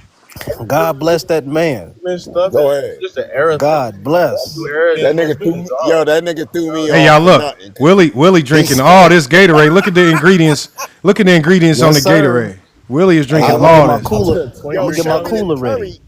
I'm gonna Show get me my the cooler curry ready. ingredients. What colors y'all want? I got my cooler. Hey, y'all look at the ingredients in the Gatorade. Look at the Yeah, show me ingredients. that. We about to drink these We 12 months laughing away. at you clowns.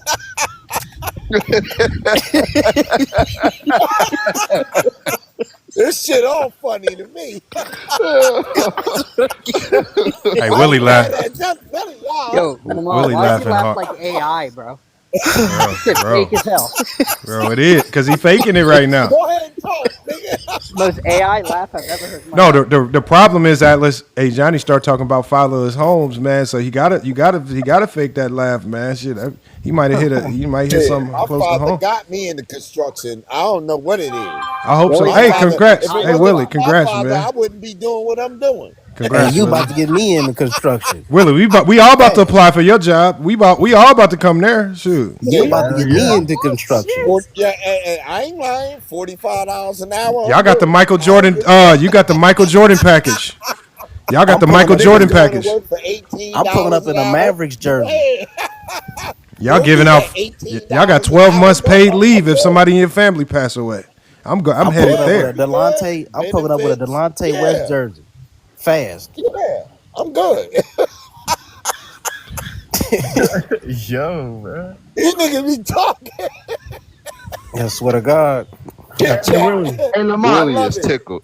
Hey, Lamont. You remember when you said that there's some players that's only there to get a GPA? Well, we Yep. all know Willie only got a job to meet the quota to make sure they got at least one black man on the job. Willie, he Nah, make Willie. Nah, $45 I and think no. When I look at Willie, I think you Willie know work what? hard. I ain't gonna lie. I think Willie work hard. Lamont, you know what $45 is in Jersey? Bro, that's not good money. $45 an No, I hour in New know. Jersey is not good money. Yeah, I It's know. bad. $45 an hour now in the wrong Now it's city. not good Yeah. in New Jersey. I told you he still got a job because he got a pension. So why fire him?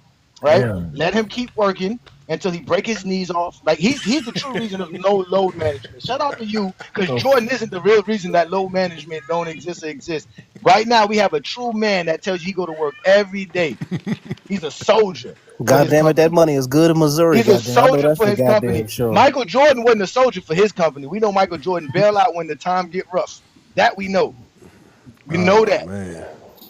And that was the point of everything. So Michael Jordan could low manage, but his favorite fan, matter of fact, the guy that think he's in a relationship with Jordan, Willie Sermons, don't take no days off. Matter of fact, Hey, man. the boss tell him, yo, you can take the day off. He look at the boss like, nah, I But you know got what? this, You know what, boss. hey Johnny? You know what?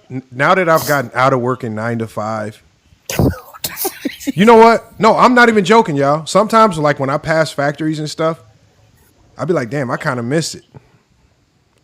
But then I'll miss, like, the paychecks used to be not satisfying. But I don't know. It was something about it, like, that you kind of enjoy. You didn't like it, but you kind of enjoy it. I do kind of miss it, man. So I see why Willie's sticking around, man. It might be where his only friends are. Sometimes that's all the friends you got. He got TikTok. Zesty Jeffrey's on TikTok all over. I know he don't work. Listen, he be on TikTok live at 6 a.m., TikTok live at noon, TikTok live at 3 in the afternoon, TikTok live And he 6 share p.m. them night. all with me and you, hey TikTok live Johnny. all day long. He be on TikTok live. But hey Willie, But let me ask y'all this. Because we were talking about how it's not the player's decision to load manage. Your boss come to you and say you can have 2 days off. You gonna tell the boss man, nah, I want to come to work for these 2 days because I like coming to work and I want to show out, or you gonna take them 2 days off? But it's different. I'm building a legacy. Like I'm trying to, you know what I'm saying? Like, okay, you can build a legacy for what you're doing, right? Like I want to play games and put up, you know what I'm saying, numbers and help my team win. If I'm in that situation, especially even in work, like the job I have, if I miss a day, I come back. It's like hell. I can't miss days for real. I can build the house. So you telling me? So right now at your job, like you said, so right now at your job. Right now at your job, the boss man come to you and say, "Look, man, I don't want you to come to work tomorrow." You just gonna say, "Nah, I gotta come to work." It's garbage, man. Yeah, I'll probably come to work. Johnny hit me like my 6 shit, a.m. like, He got to do garbage. I don't work just to work. Like, I have an office. I have an office job, so it's like I gotta get in and get shit done. You got to be a garbage man. If I got somebody doing my own work or something like that, it's like I gotta do my own work. I gotta be a part of like. Yeah, I need to get. Yo, Willie, shut your ass down. Hey, somebody kids need a father, man. I'm hearing some kids bad as hell in the background, man. That's my kids. That's my son in the background. Oh man, Jay. Oh man. Well, at least you there with him, man. We give you that. At least exactly. I'm not a Zesty Jeffrey. We know Zesty Jeffrey don't be around their kids. Willie got a bunch of kids, but he's never on TikTok with them. Never. That is true. Hey, all I'm gonna say is I don't want to debate. My name is Willie Sermons. Mm-hmm. You can look me up on Facebook, TikTok, Instagram, and I don't do a lot of lives. My name is my name. So if y'all want to get off and go, let me see what Willie is outside of talking basketball. You're gonna be impressed. Hey Willie, I ain't no fake nigga. You got damn right. Hold on, Willie. Name. I'm not no fake name nigga. My name is my name. That hold is on, true. Hold on, watch this. And Willie, I stand on my name, nigga. And Willie, Willie Sermons ain't no GOAT James King. And Willie, we respect. When you in prison, you turn into a number. When you in prison, you turn into a number. Hold on, but Willie, here, this is what Willie Sermons. If you take that advice, then how come you don't do that with LeBron James? Because he's Willie Sermons. Do what with LeBron James? He do that when niggas around. My man hollered. Do what with LeBron? What Okay, I so do Willie, for him? hold on, Willie. He got his mama Gloria. Hold on, Willie. He ain't got no daddy. Hold on, Willie. Hold on, Willie. So you said if we look into your life, we're gonna see a great example of a man. But yet you sit on platforms where they say that Savannah is like LeBron is a bad husband, Savannah is a bad wife, Bronny and them are bad kids. LeBron James is bad for the people. He's bad for America. He's bad for politics. I mean, literally, LeBron James is bad for the NBA. He's literally bad for everything. He's just a bad example all the way around. But yet, he might have one of the cleanest profiles in NBA history. I mean, you don't want to look up to Kobe when you look at what he ran into in his life. I mean, there's a lot of NBA players where they got big, humongous hiccups in their life, humongous gaff in their life that show significant struggle. LeBron ain't got that. Why don't you look at LeBron like that? Because y'all have zero respect for LeBron. First of all, I'm not you, and I don't look at LeBron off the court. I look at you what just LeBron asked us to look at you court. outside of basketball. No. I said me, because I ain't no athlete. Okay, genius. Because you talking to the right one right now. Okay, so I'm not on the court. So hold on, Willie. So we're supposed to. So just because he's an athlete, that's the only reason why. So that's why. That's the only reason why. That's the only reason why it matters, because he's an athlete. It's special circumstances. I don't get that. That logic don't hold. The athlete is the lowest of the totem pole. It's the least important thing that you can be in America. Why do we care? Like the way you guys dive into his life and pretend as if he's affecting America. When I see who's the Patrick Ben David up there y'all try so hard, y'all so thirsty to involve LeBron James in every scandal. Y'all tried to connect him to the Diddy scandal. Y'all tried to connect him to this gambling scandal. Y'all try to connect him to steroids. All y'all do is spend y'all private time diving into his private life, not basketball. You don't dive into the athlete. You dive into the personal. Are you asking me a question? I'm telling you what you do. And how hypocritical it is that now you want to me talk to us personally. about how good of a man you are, but all y'all do Are is you try to asking me tear. a question, FYF? No, it's not. It's not really a question. It's not really a question. So I'm gonna behave. It's a conversation. I'm gonna behave. I don't see you. I don't ask. I don't ask. Behave, I don't. I know you only stand tall with I a mute button. I don't ask. No. Hold on, Willie. I pull up to all them platforms and I listen to y'all yell and talk for hours. And I'm hold on, Willie. I'm not asking you a question. I'm telling you a statement because I'm just having a conversation with you because the one thing that we know, Willie, is that you don't answer questions. You don't. You will run circles, and you will even give the most aloof. Answer all your you questions. will give the most aloof answers, like the answer that you just gave. That you will give your employee 12 months off if somebody died, just so you can sound right about Michael Jordan. So again, we don't ask you questions, man. We only ask questions so we can get a good laugh. But outside of that, it's just a conversation. All right, ask me a question. No, Willie. I just said we have no questions, man. Unless we want a good laugh. The ball. Nigga, I don't like how y'all keep bringing up. Now we can get back to the topic, right? Because now Willie's taking us off to another topic. Before we get to the topic, That's not true at that all. Kobe Bryant situation, though, I hate y'all bringing that shit up. It's kind of like. That's emotional. It is what it is. It happened. No. Hold on. Can I have a But he got acquitted off it. So I'm just saying because mute button. If a girl has sex with you, right? This is back in the day where people was getting like, you know what I'm saying, like put on like they'll get framed basically. So if you have sex with a girl, right, and she finds out you got a wife and all this other stuff, you got a girl, she gonna snitch. She gonna be like, oh nah, like you tell her nah, it was just a one time thing. She like, nah, I want you forever. Like that's not what she gonna do. You know what I'm saying? So she got everybody saying that Kobe's a rapist or whatever. But in reality, it's never how that. I didn't ever say that's why it was a bad look. Yeah, what? You just said let's speak about Kobe and what he did wrong. Hold on. People keep If the shoe was on the other foot. Okay, so here's hold on. First of all, in basketball, so for example, easy work. Hold on one second, Willie. I mean, come on. For example, if Chauncey Billups gets acquitted of all these gambling charges, it's whatever. No matter how many, I don't care if he got acquitted. It's a stain on his career. He will never coach in the league again. He will never have an opportunity. it's going to be there's a stain. It's the optics of these things even happening that create the stain. As ESPN has shown us over the years, we've watched a plethora of athletes get found not guilty, but that stain is now left on their name just because it happened. This is why when you're in college, and that's when you're an athlete in the pros, they do everything possible so you don't get in a situation to begin with, because once you're in it, there is no undoing it. We look at Ray Rice. Ray Rice and his wife tried everything in the world to undo that situation. But once that stain happened, it's over with. And again, there's example after example. I've done a whole bunch of videos covering all the football players and basketball players that were falsely accused. And I was the only one doing videos calling out Molly Curran. All the women on ESPN who never backtracked and recanted any of their statements when these guys were found not guilty. And the one thing I was clear that I learned very quickly is that once it's out there, it's stained. Your reputation and legacy will never be the same, and that's what I'm talking about. And when we look at LeBron James, and when we look at LeBron James, Ray Lewis, when we look at LeBron James, he has not put himself in those situations where we can have those humongous stains. That's what I'm saying.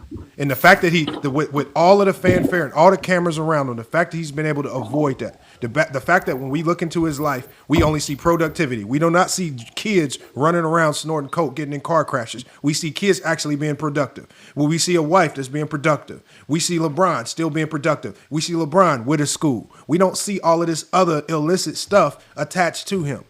You guys desperately try to attach illicit stuff to him. When I watch people desperately try to attach LeBron to P. Diddy's case, Ticket TV was literally running around saying, LeBron they're gonna subpoena him. He was on the videos. He lied, didn't backtrack it, right? Then now you're attaching him to the gambling. You try to attach him to anything illicit that you can find. That's very weird. To me, that's very, very weird that y'all so desperately want to attach something negative to his name. That tells me that these stains are important, because otherwise you guys wouldn't be trying to drag him like that. And they wasn't attaching any negative to his name. They were just speaking the fact that he was involved in the situation. That's all. That's like you get in a car with somebody that's driving and they got a gun or something. Who was involved in what situation? Because they asked questions to him about, in general, of are you not playing? That's the only reason. Nobody was saying he was literally gambling. Says a possibility could be involved. Nobody never knows. All they saying is they ask him questions about are you playing or not. Who was involved in what? Hold on, Damian. One that got locked. He was an assistant coach for the Lakers. He don't have to ask questions. He don't ask LeBron was he playing, and that's what I'm saying. That's the reason why I said involved. You guys look okay. So again, if you want to run with the narrative that LeBron James had something to do with that gambling scandal, then what you need to do is What you then need to do is you now need to go get on the FBI for not arresting LeBron James because you feel like he didn't get arrested and he should have got arrested. Because if he's implicit in anything, no, what you're saying is the fact. What you're saying is the fact. What I see people now doing is they're taking the fact. All you do is put narratives together. No, hold on. Listen, hold on. R.I. I don't know your name. I just see R.I. Tell me if this is a fact or not. Are content creators intentionally talking about this situation as if LeBron James is involved in the gambling side of it, like Patrick Bet David, who has said he believes LeBron James has direct implication in this? Are there content creators warping the facts that the FBI put out to try to involve LeBron even though he has any involvement? Yes or no? Brother Reed.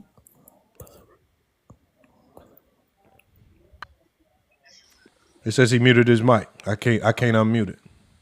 Yeah, they get mad. There he is. Man. Go ahead, Ree. No, all I was saying was consequences going to say stuff about it just to get views. Just like how girls would say, oh, this guy did this for me, to get reviews so people could speak and make money off that shit. That's like I said about the dude fucking the fake followers he had, to get views, to make it look like he's better.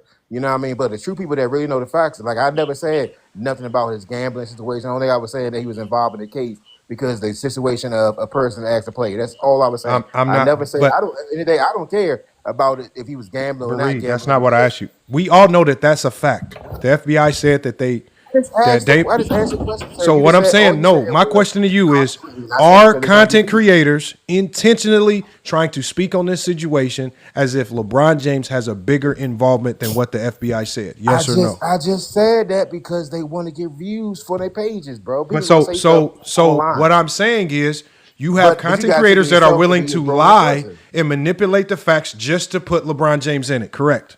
Right? Because they want views, bro. Get that So situation. that's what I'm talking about. The fact that But these you people, gotta be a person to take on narrative. that's what I'm saying. That's the whole purpose of what I'm saying. What you said was a fact. If you stop right there, there's people there are people that don't stop there. They then take it down another rabbit hole and they will mislead thousands and thousands of viewers into believing that LeBron James is facilitating this whole gambling ring. That's exactly what Patrick Bet-David did. The saddest part about it is there's no content creator that will stand up for LeBron James and check Patrick Bet-David, right? Y'all just hop on the hate train because y'all love to hate. But how do you know? All people don't do that. Bro, That's like you just came out and said Michael Jordan retired because he was tired and this and that. That's not true at all. You know what I mean? That's not true He at all. said it. And he won a championship. So what else you got to prove? This man just came off from winning the championship. So why would you be tired? Tired from what? Winning? That don't make any sense. You know what I mean? So then he retired because his dad he died. Because I'll be 43. I was back there when those situations happened. And then he talk about gambling scandal.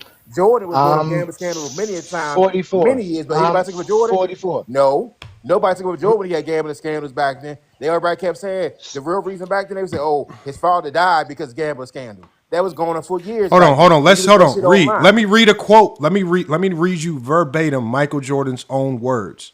If you want to look it up, I'll read it to you. So it's in quotes.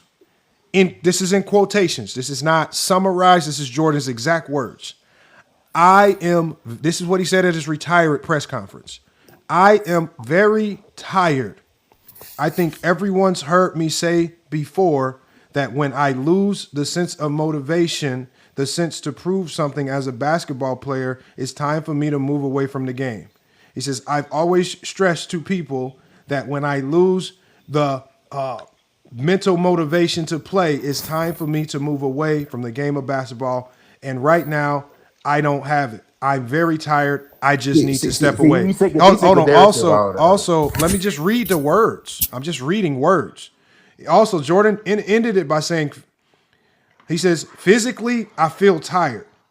I can still play, but mentally and physically, I'm not just there anymore. I'm just tired. He literally said, I'm just tired, like 15 times during the press conference. Now, how are we supposed to interpret that? I mean, I think he's saying this shit too easy. Like, no competition. My dad just died. I'm stressed. I'm the greatest player in the world, getting all this. He said no competition. He said no competition, Lamont. 3 in a row, nigga. I know. Hold on. Let me ask you a question. Hold on. What is this statement? They said when we say it, we hating. What does this sentence mean? Physically and mentally, he says, physically and mentally, I'm tired. Yeah. I want you to listen before you talk. Physically and mentally, I'm tired. I still feel like I can play, but mentally and physically, I'm just not there anymore. I'm just tired. For the intelligent people on the panel, didn't he say physically and mentally? To the intelligent people on the panel, what does that mean to you? He's tired. He's tired. I say in the interview, he played more games than anybody in that season. Bro. So how can he not be? He played 3. No, he didn't. Jordan played 78 games in 93. 82 season, and he played all the playoffs. Jordan played every playoff game, and he went to the finals and won in the finals. Played 78 games. You know how many players did that before, bro? 78 games in 1980. He didn't play all 82 games in 1983. He was exhausted because he kept going to the finals, playing almost 100 games. He was exhausted. He was tired. He was the face of the league. He couldn't handle the pressure. I'm quitting. I'm done. That's what he said. He did not mention one line about because his father and he's not playing because he lost his dad. Y'all go show us where Michael Jordan said, I'm not playing because my dad was murdered.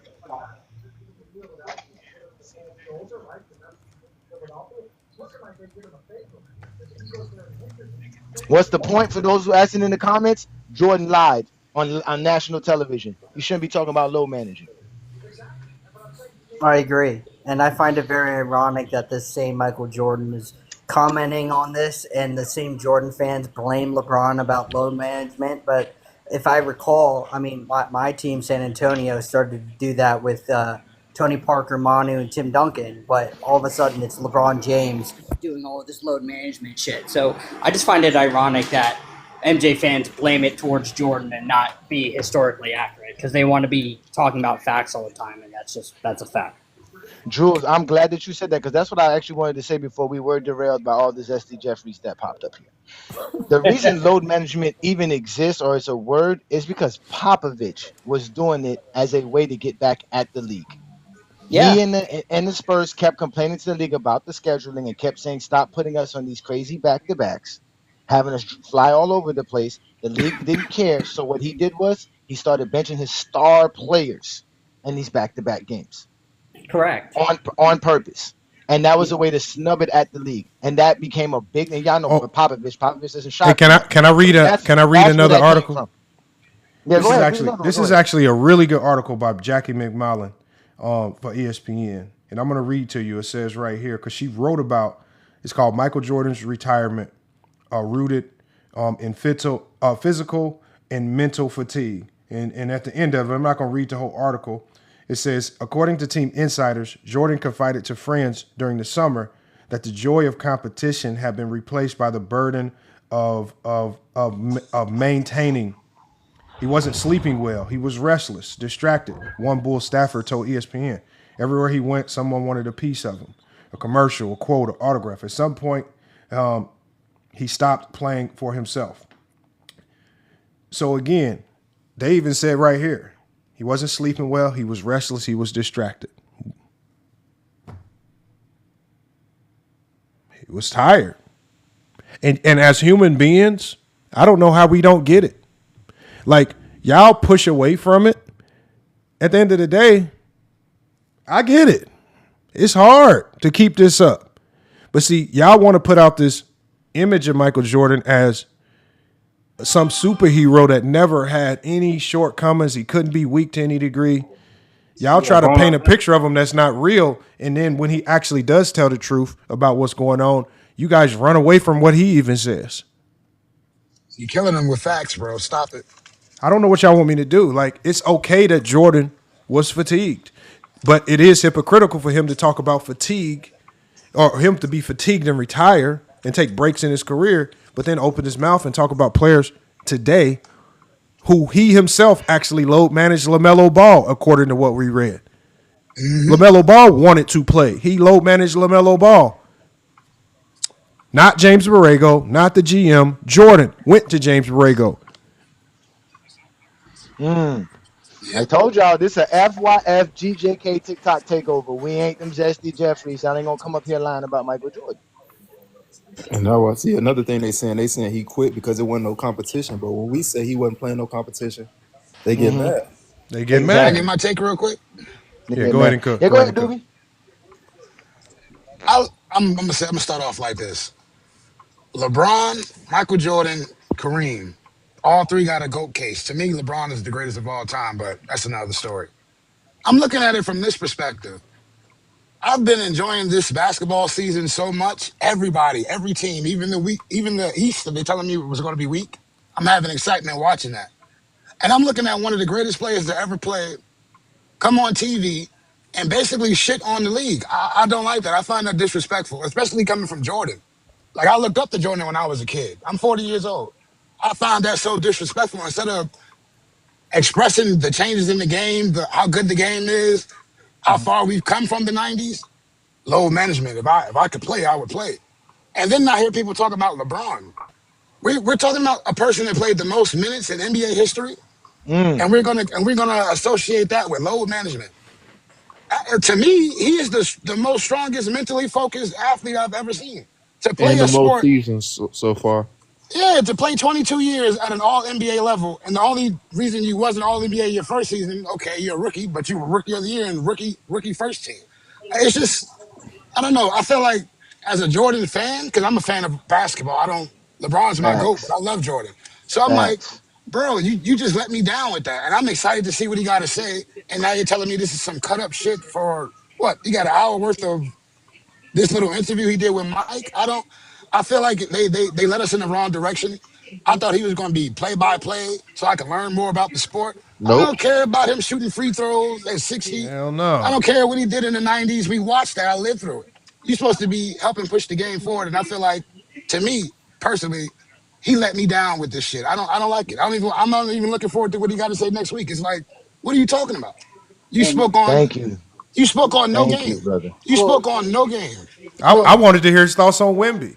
But we will Right. never get this stuff. Like everybody wants another low budget version of The Last Dance.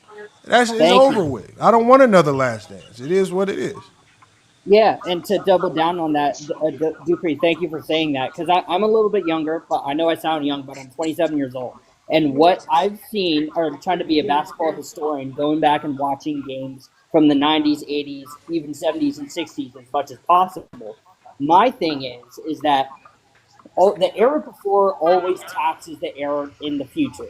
Wilt was doing it with the 90s very vocally, and a lot of people don't remember. Wilt and Bill were saying we'd put belt to ass to every center in the 90s. And now the 90s players, Barkley, Shaq, MJ, all these guys are doing that to today's game.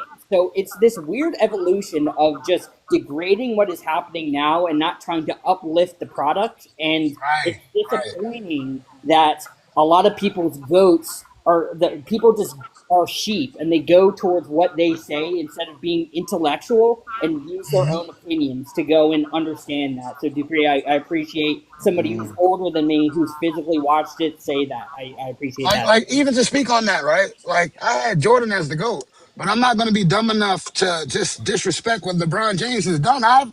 Bro, you seen the guy beat first team 13. I just seen this the other day. LeBron James has been first team All NBA for as long as Larry Bird was in his prime. Like, how can we disrespect that? And then I'm hearing about the load management part. Jordan played 82 games. Jordan played 82 games. Okay.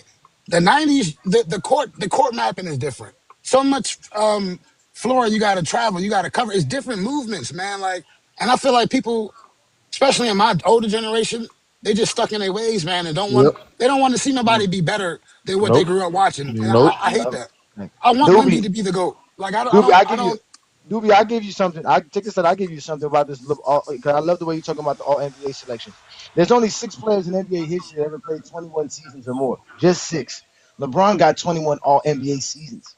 Like that has to matter, bro. I Of understand course it 6-0. matters. I understand all of that, but that has to matter. As an athlete, your goal is to play at a high level for as long as you can. How do we shit on this man? I just don't understand it.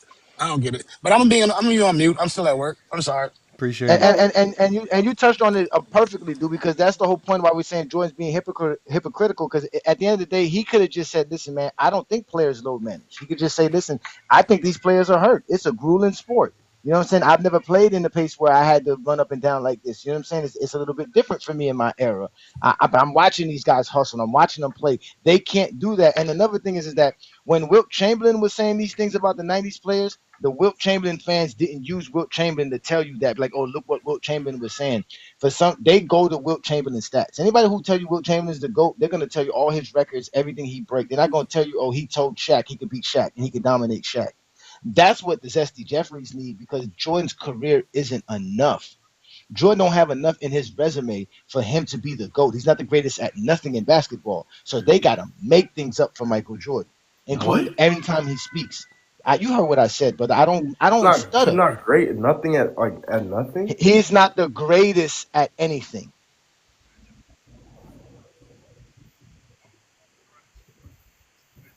Did you hear that, Katie? So who's the who you say is the greatest at like? So like what so where do you rank? Well, MJ? just tell us what he's the greatest at to you. What records do he got besides point per game and 6 Finals MVP? What other records do he hold? 10 scoring titles. If you want to count that as a record, okay. Well, that's not. No, I'm not asking records. What is he the greatest at? If you believe he's the greatest at something, just if Johnny's wrong, just tell us what you think Jordan's the greatest at, so you can hear him out at least. It's just I don't even want to like entertain somebody that's saying he's not great at anything. Like You have the easiest. Hold on, y'all. Hold on. You have the Lamont, he easiest. doesn't want to get exposed or Hold talk on. basketball. Just Lamont. tell us what you But feel. it's not. But you're saying I would never disrespect LeBron James. I just think he's number 2. So Okay, to sit okay, here and but say that he's not great at anything is just crazy. okay, then tell us what you That's think not what he he's. said, though. Okay, that's not what he said. He said the greatest at anything. What do you think the Jordan is the greatest at? No. Okay. Is he the greatest? Is he the greatest? Is he the greatest shooter? Is he the greatest passer? Is he the greatest? What like what is to you? He's one of the greatest. He's one of the greatest mid-range scorers. No, not one of. Not one of. What is he the greatest at? I can't speak on that for real. Bro. I feel like the way I judge basketball, Kobe is better. Like he's the better scorer. He's the better defender. Okay, that means he's not the greatest at those things. What is he the greatest at? But stats don't lie though. I can't just sit here and say MJ not the GOAT. You can't answer because he's not the greatest at anything. That's why you can't answer it. It's simple. Like, why are we doing this shit, man? Like, come on. But so where do you rank MJ at? So where do you rank MJ? Are you asking me? Are you asking me? Anybody? Somebody tell me. Like I'm confused. Like I'm trying to. Lamont Curry's the greatest shooter. Curry's the greatest shooter. Magic Johnson's the greatest passer. Like what is Jordan? Like this. What is LeBron? Bro, what is the Jordan the greatest? The greatest scorer of all time. LeBron's not the greatest scorer of all time. Yeah, 42,000, sir. Kareem wasn't the greatest scorer. I don't know, 50,000 combined points. Yes, Kareem was looked at as the greatest scorer in NBA history. The greatest scorer of all time in 38,000, sir. Everybody, that's why Wilt was considered the greatest scorer because he had 31,000. Bro. And hold on, Gail. The best example to prove that is. Hold on, Gail. Caden. The best answer to prove that is if you walk into any high school or college gym, if you look up on the wall, it's going to tell you the all-time leading scorer in the school history. High school, it's going to tell you the all-time leading assist man, rebound man. There is no high school or college gym that has the all-time leader in points per game up on the wall. It's never been recognized. It's never been recognized as an elite attribute to have a points per game. It's always been the totals. You know what's funny, Lamont? Jordan has a scoring trophy, and it's not for his scoring titles or his points per game. It's for scoring 30,000 points. But because I'm not gonna sit up here and say MJ the GOAT. That's just not my stance. I think Kobe's the GOAT. That's mine. I feel like new era, the skills, the talent, everything around. Like I'm not going off a career. Yo, did he just say Kobe's the GOAT? Yeah, that's his GOAT. Somebody kick him off, please, bro. Can I get in on this? Hold on, wait. Let him finish. I want to hear this. But I'm saying, I don't know who can be a greater scorer than like how can LeBron? Okay, so what is Jordan the greatest at in the game of basketball? Bro, I'm just saying. I know that. Don't say scoring. Scorer. So that's what I'm saying. I don't know. MJ can't be the greatest scorer. He's not the greatest defender. He's not the greatest playmaker. He's not. He's not the greatest at anything over anybody else, but he has everything. Like he's top tier in all those things: defense, scoring, not passing, not rebounding, range, mentality. So Ajani was right. He's not the greatest at anything. But I say the same thing. LeBron not the greatest. Okay, but we're not talking about Bron. You got on him because he said it about Jordan. But I'm saying to be top tier in all of these things, that makes you. But Ajani did not say Jordan was not top tier. He said Jordan is not the greatest at anything. You push back against that. That's why I said, then what is he the greatest at? Because I know how y'all gonna say. If I say this winning, they'll be like, "Oh no, Bill Russell." Okay, but no, just say winning. Just say it. Just say it. Okay, winning. Okay, now Ajani, he said winning. It's not. He's not the greatest winner. We all know who the greatest winner is in sports history, not just in NBA. Who is the greatest winner in sports history? The greatest winner in sports history is obviously Bill Russell, without a doubt. But he played against 6 or 7 teams. Like there wasn't like. And what does that mean?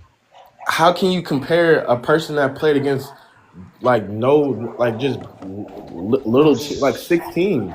Who says I'm comparing?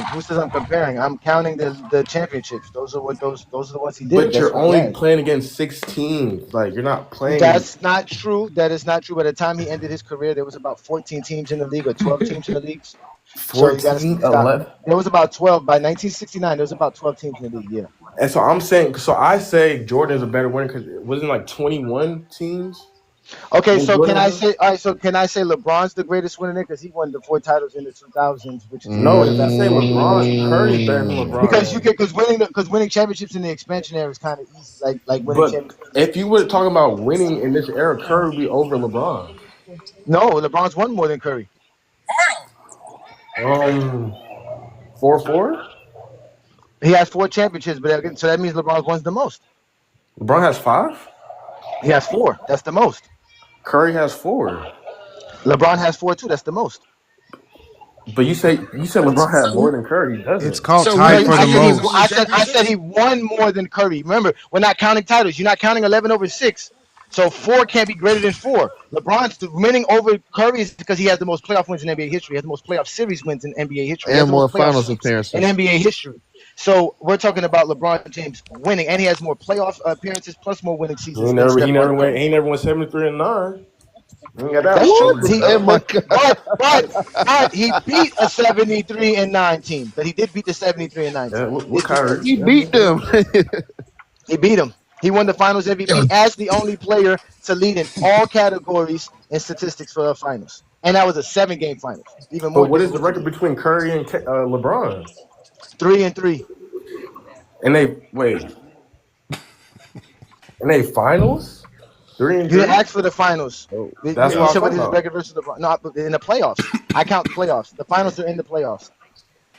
Hey Johnny, hey Johnny, you talking to somebody that got Kobe #1 all time? Hold on, This doesn't can we make get any to the sense. new No, people? that's Hold fine. on. No, but, Hold on, we got you gotta remember, 1040. all of this is Yeah. this is content we're creating. Hold on, we got Abel and we got Go ahead, 1022. Go ahead, 1022. All right, I'm 52 years old. I watched all of Jordan's career. I watched all of Kobe's career, and I watched all of LeBron's career. And I was on the Michael Jordan as the GOAT pretty much the whole time. I'm gonna tell you what switched the conversation for me. When LeBron James took the 27 Cavaliers to the championship. I don't even care who they played. They played Golden State and got swept, but it doesn't even matter. They had no business being in the championship with that Thank team. you. I watched Jordan play every single playoff series before they beat the Lakers for the first time. They got their ass beat. I'm talking about beat by Detroit badly. They got their ass beat by the Celtics badly. Jordan got these dumbass highlights where he going between his legs for 10 seconds and then shoot a stupid ass jumper over Larry Bird, who was a goddamn tomato can on defense. Then after scoring 63 points, they proceeded to get swept from that series. That game right there, where he scored 63, they went into overtime, lost, went to game 3, went back to Chicago and got the shit beat out of them and got swept and went home. Took them 2 more years after that just to get to the Eastern Conference Finals. Jordan had the same coach the whole time he won that whole title run. He had the same sidekick, Scottie Pippen. Phil Jackson is on record during that time telling the whole world that Scottie Pippen was the best player on his team. Yeah, Jordan scores every night. That's great. But Scottie takes on the defensive assignment, the top defensive assignment, and he keeps the whole rest of the team involved while Jordan is running around doing Jordan. There's no way in hell. And again, I was doing Jordan was the GOAT my whole life. Like even when my favorite player was Magic Johnson, I jumped off of Magic Johnson and said Jordan was the GOAT. Now I'm reprocessing everything. I watched 20-some more years of basketball since Jordan left.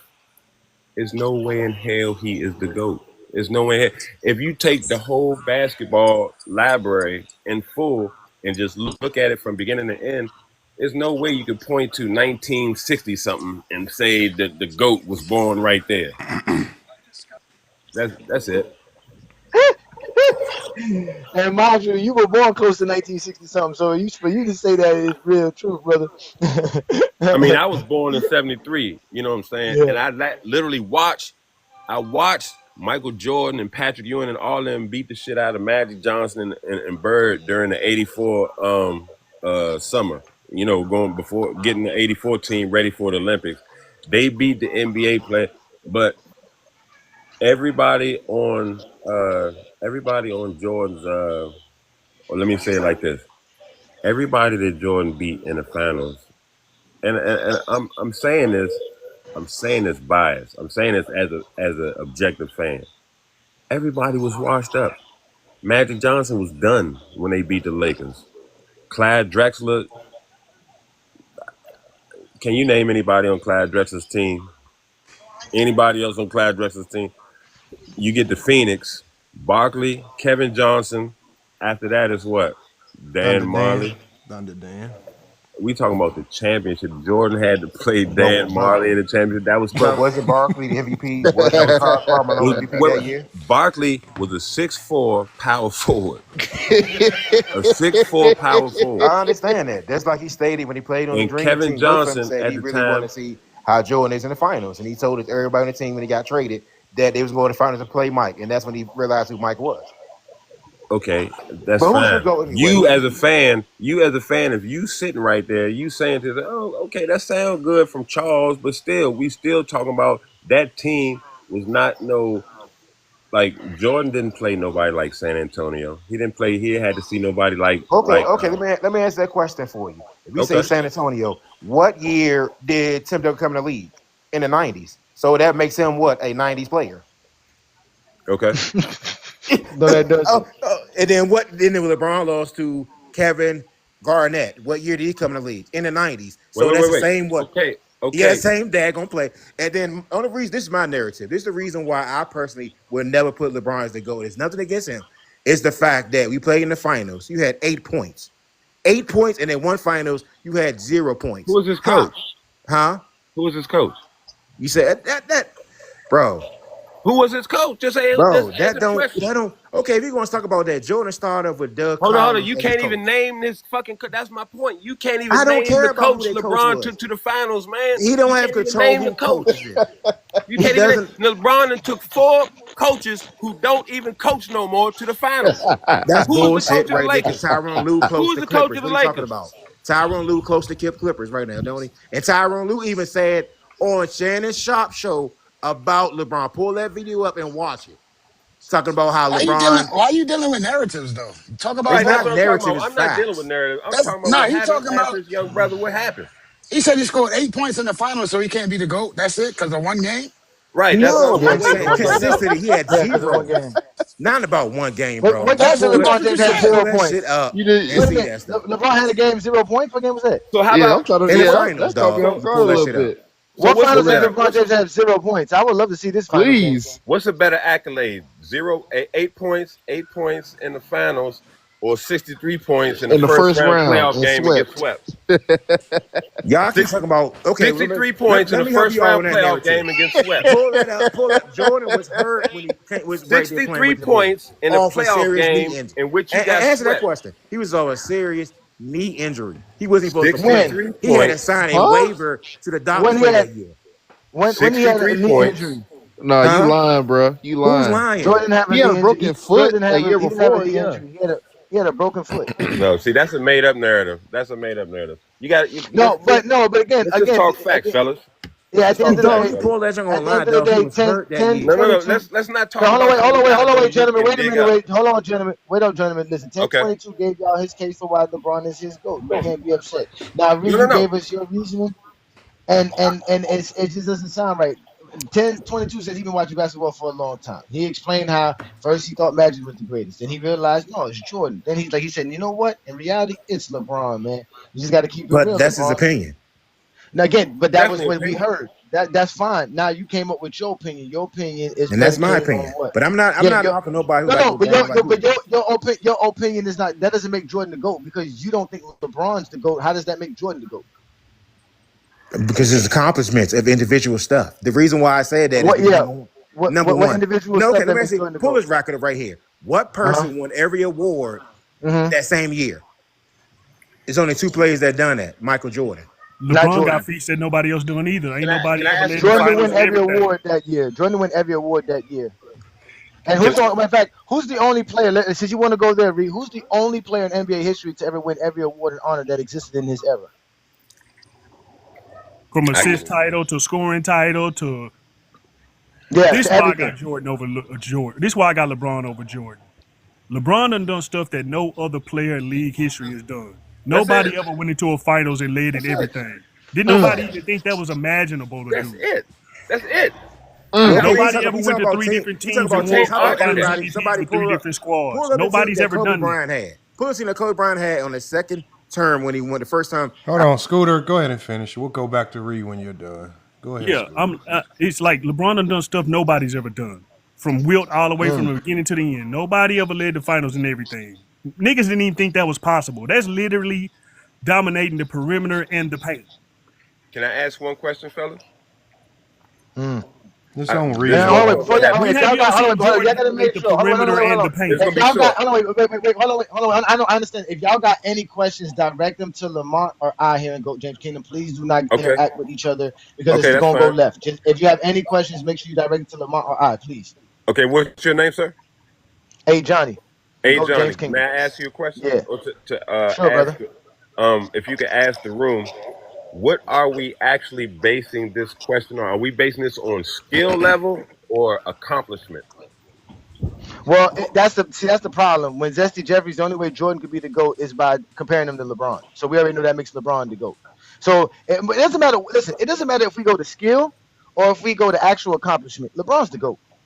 Well, so I agree with you, and the reason why I'm asking is because if we're talking about skill, the question I would ask then is, can anybody up here can name something that Jordan did or can do that LeBron can't? And then I want to ask the same question in reverse, because you can go down the list. We can name a bunch of shit that Jordan didn't do that LeBron did, but I just want to see what are we basing it on, because there's no way. Even if we just talking just plain numbers, look at the all-time. You could do 50, you could do 75, I think you could do 100. But if you look at the all-time assist leaders in the history of the NBA, it's only one person up there that's a non-point guard. One. And he's number fucking 4. Number 4 on the list of all point guards. All point guards. There's no forward on that list at all. There's no center on that list at all. There's absolutely 0 2 guards on the list. Stop cooking. All time assists. So, I mean, that's all-time points. Is that considered in the GOAT conversation when you passing the ball to the other team? I mean, to your teammates, getting buckets? Nah, if you let blind vision tell you, he'll tell you assists don't matter. Oh, okay. All right. Well, yeah. Jordan the GOAT. If assists That's don't matter, stupid. That's stupid. If assists don't matter, then Jordan absolutely is the GOAT. If assists don't matter, rebounds, Jordan ain't no keeping the GOAT team over here. engaged. How does assist not matter in the team sport? Exactly. That's what I'm saying. If we talking Jordan's not good at it. Jordan's not good at it. if we talking totality of basketball skill, to me, honestly, and don't make sense. Being honest, I love Michael Jordan. I have every fucking pair of shoes. There's no way he's the GOAT. There's no way he's the GOAT. If we talking about skill level and we talking about actual things on the court, there's no way that Jordan can be the GOAT. And I love Jordan. Now you ask me, who do I want on my team with 5 minutes to go and we down by 8? Jordan. He's gonna be the first name I say. Because that's who I wanted to get the ball, and I think he's gonna create a shot. But if you asking me who I want to start a team with, or I want to start a franchise with, and you put anybody that we talked about in the discussion on the list, there's no way I'm gonna choose anybody but LeBron, and I don't think anybody else would either, unless they lying. I think you lying if you actually say you would start a team with somebody other than LeBron. 10-22, I ask them all the time. I say, if you didn't know who the coach was or the other 11 players on the team, who you picking, Jordan or LeBron? And they'll still say Jordan. And that's crazy. And you only seen him win in one situation. Without Scottie Pippen on the field, he was a loser. Exactly. He was a loser. If you take him what out I any tell situation people is besides that one, he was a loser. It's okay. Like, for the Jordan fans, like, this is the one thing because people try to pretend as if we get mad at people if they have Jordan. So the biggest thing is, like, this is where Jordan fans start to have issues. And when I talked to, who was I talking to the other day? It was some Jordan channel. I forgot who I was talking to in specific. No, it was the guy by the name of Mez. And so I was talking to Mez. And so this is the question that Jordan fans have the problem with is, okay, you have Jordan as the GOAT. Okay, what criteria are you going by? And so when I talked to Mez, and according to a lot of people would say Mez is an astute basketball mind. So Mez told me his criteria. He said only the Zesty Jeffries. Yeah, no, but Mez told me his criteria was two-way dominance. He said your stats, but he said your stats have to be backed up by the analytics. He said, and then he said stats again. I mean, now this is not going to make very much sense, you guys, but this is what he said. Then he said stats again. Then he said analytics. No, then he said data. And then when I asked him, I said, okay, what's data? He said data is all analytics. And so I asked him, I said, it sounds like your criteria is heavily weighed with analytics. And so what Jordan fans run into is they now have to use this oddly framed criteria because, as Coach James Kingdom always says, they're only arguing against LeBron. They now have to make it work with the rest of their top 10. So I asked him, I said, well, then how do you have Kobe in your top 10 if it's analytically driven? Because Kobe is horrible with analytics on both sides of the basketball, offensively and defensively. And he's, then I sensed the panic. I'm not talking about Kobe. I only want to talk about Jordan and LeBron. That's the problem with a lot of these fans. They move the goalposts. Well, it's not about moving the goalposts. Yeah. It's illogical. It's illogical because when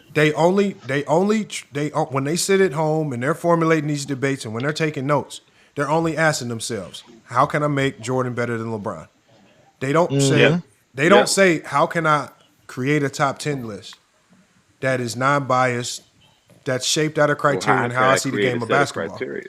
And so none of them have criteria. And then even when you hear them give criteria, it don't make sense. And then even when you put it into our algorithm, most times it just makes LeBron the GOAT anyway. And then they get mad at me. Then they end up getting mad at ChatGPT. Like right now, a lot of people know Viz. Viz is running around beefing with ChatGPT in my comments. What's the criteria that you are given for the greatest player of all time? So in a sense, my criteria would be if I pin two teams against each other, two 10, 5 on 5. You can put your criteria in our algorithm. We can see what it kicks out. Yeah, but no. I'm just saying, like, I ain't gonna put it in the algorithm. I'm a solely put it based on what y'all have let me seen. go next, bro. Hold on, sir. Based on what y'all have seen, Kobe is the second greatest shooting guard of all time. Agree or disagree? Disagree. Okay, so in a sense, if you put a top 5 team and not a top 5 team, if you take 1 through 5 and then another 1 through 5, 10 players on a basketball court, we all agree that there are only 10 players can play, right? If you take the top point guards, the top shooting guards, the top power forwards, the top small forwards, and the top centers ever, Kobe is definitely playing in those top 10. He's the second best shooting guard. But Markeem, but again, your criteria, if that's your criteria, you're taking the 2 best at every position. As much as we might disagree with that formula, that criteria works, and it gives you a 10 guys, and you can't cheat it, right? So you're going to have Jordan, Kobe. You're probably going to have your 2 best centers, whoever you feel are the 2, and you're going to go down from there. So you're going to have 2 at each position.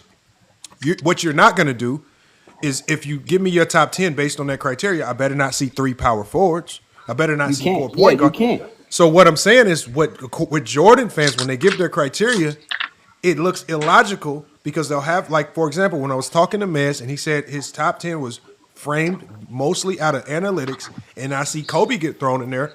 My first question is, how does Kobe get thrown in? If Kobe you're is not a top this, 10 player. No, it's not about how we feel. It's about based on his criteria. If his criteria is based on analytics, then there's no way you have Kobe close to your top 10. There are other ways to get Kobe in your top 10, just like you said. I have a Los Angeles Laker tattoo on my body. Kobe is number 11 to me. He's not better. His career was not better than Tim Duncan's. That's opinion. But that's us. That's us. That's opinion. We're not going to argue with you. We're not going to argue with you on where you rank players. I don't care where you rank players. We're going off criteria. What I'm saying. That's why I always ask people, and for whatever reason, they get mad at me. I always ask, what's the criteria? And every time I ask criteria, people get mad because they know I'm going to throw it in the algorithm. That's what H30 did. He spazzed out. I had to kick him off the panel because they don't want their criteria being put to the test of time. They don't want to because they know it's illogical. Yeah, my criteria got LeBron as the GOAT. That's the problem with Jordan fans right there. They're Because when you go off of stats, accolades, and achievements, LeBron's the GOAT. Less longevity. That's longevity. Listen, Hold on, give me a second. Give me a second. No, 10-22. Stop. Listen, don't tell me not to talk about accolades. First of all, I said it and I'm going to repeat it again. My criteria is based off stats, accolades, and achievements. They're all tangible, actual accomplishments in basketball. So nobody can tell me I can't. And I don't go off skill level. If I go off skill level, then I don't count nobody from the 1900s. That's longevity. We're not talking about basketball. We're not talking about basketball. No, we're not talking about the greatest players of all time. No, we're not talking about personal preference. We're not talking about real basketball. Then we're just talking about your personal preference. You're not talking basketball, sir. I said stats, accolades, and achievements. You said skills. What does skill have to do with that? There's plenty of players who have skill who ain't accomplished nothing in basketball. So we don't care about your skill level. I don't care about what kind of skill level you have, because that's the case, and I have to discredit Michael Jordan. I have to discredit Magic Johnson, Larry Bird. Then you don't have an all-time list. That means you excluded players all time. That's a dumb criteria. You're talking about my criteria is predicated on stats, accolades, and achievements. Ain't nobody sitting around here telling me some player is the best player because he can dribble between his legs better than anybody else. You're mentioning top 10 players of all time. I can sit here and say Tracy McGrady is the greatest scorer of all time. And Lamont, can I ask you a question, sir? You can say what you want, but the stats, accolades, and achievements will tell us the truth. No, it doesn't. It does. Can I ask you a question, Lamont? No, it doesn't. It does. Hold on. Mark, and I don't know how much you know about college basketball, Markeem. And I'm gonna go to Mahari next. You don't have to argue, but you keep arguing. I'm telling you, it does. You can't argue otherwise. That's what I'm telling you. I don't care what you say. It doesn't. Oh my God! Why do y'all go to another live? So go to another live where you can go argue and act like a feminine over there. Again, ladies and gentlemen, I am a co-host to this live. Stop coming up here trying to think you can just disrespect me. You all gonna get exposed or talk basketball. That's two options. How old are you, cuz? 30? How old are you, cuz? 30? That's a Johnny for you. Who's That's a Johnny for you. Johnny? How old are you? 30? No. 28? I'm 44. I'm 44. Well, you sound like you about 30, man, doing all that yelling. And you sound like you can't talk basketball anymore all of a sudden because you all upset because of my criteria. You the only one getting mad, homie. You the only one getting mad. Because you got disrespectful and said we supposed to talk basketball. I was talking basketball. You weren't. That wasn't disrespectful. You was very disrespectful. disrespectful. First of all, you disrespectful showing up eating on somebody's live. We don't want to hear you eat. Go back to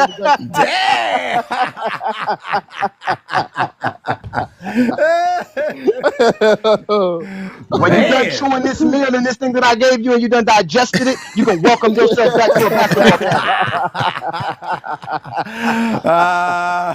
Hey, bring it back up. Hey, bring him back, man. Hey, listen. Now I gotta stop playing with Wilt James Kingdom. I keep telling you, I'm the one. You done found him. No, we ain't petty. We go James Kingdom. That's what we is. I mean, it's cool. GJK. Remember that shit? Write it down. Take a picture. Don't say nothing else but go James Kingdom, nigga. That's what you gotta say. I'm the one. I'm actually arguing for your point, and you cussing me out. You tripping? No, you're not, because you just told me don't talk about accolades. Did you just say don't talk about accolades? I didn't say don't talk about. I said as far as the conversation, accolades don't really that factor into skill level. But you say you're not talking about skill level. Yeah. I say all right. No, but 10-22. I think here's the issue. When we ranking these players all time, it is not about skill. It's about your career. That's why, as Johnny says, what the Jordan fans do is they try to find a way to mix in skill to try to make sense of it, because that's the only. The problem is skill level across eras varies, so it's hard. That's why Johnny said if you try to mix in skill, you're going to eliminate all the 1900 players and below, because the skill level from the 2000s on up is such a gap in skill. You're literally going to eliminate half NBA history if you start incorporating skill. So you have to go off stats, accolades, and achievements, because what that does is it gives every era an equal chance. I got you. It levels the playing field. So now Bill Russell, even though the game looked a little bit different, he has a fighting chance, right? And that's fair. Because me and you both know at that time, the little kids watching Bill Russell, they thought he was going crazy. You know? So if we when use does it? that metric, Let me ask you guys something. When do evolution come into play? It doesn't. Not when you're ranking players. I don't think it comes into play. okay, When so you ranking players? if I don't think it evolution's matters not when you're coming ranking into play, players, unless you can. But you're gonna have a very odd looking top 10 if you can include evolution. So But this the is game what I has want to say evolved, really though. quick. Haven't the This game is what I want to evolved? say. Hold on, what'd you say? I just want to say this real quick. I'm saying, and hasn't the game evolved? The game has yes, evolved. yes, it has. Correct, it has. You're right. That's why you can't judge it for the skill level, because as the more we evolve, the more the skill level is going to be So dedicated if to the we just present. deal, if we just deal with if we say, okay, let's say that the skill level didn't change, that the game stayed the same, and we just go off the metrics that we see, which is accolades and achievements, then we got to say either Bill Russell is the GOAT or Robert Horry. No. What accolades does Bill Robert Russell's Horry definitely have? better than Jordan. 7. No. No, he has That's not enough. championships. But what He got 7 what rings. accolades does he have? Does he have any MVPs? Does he have anything? It's not enough. It's not enough.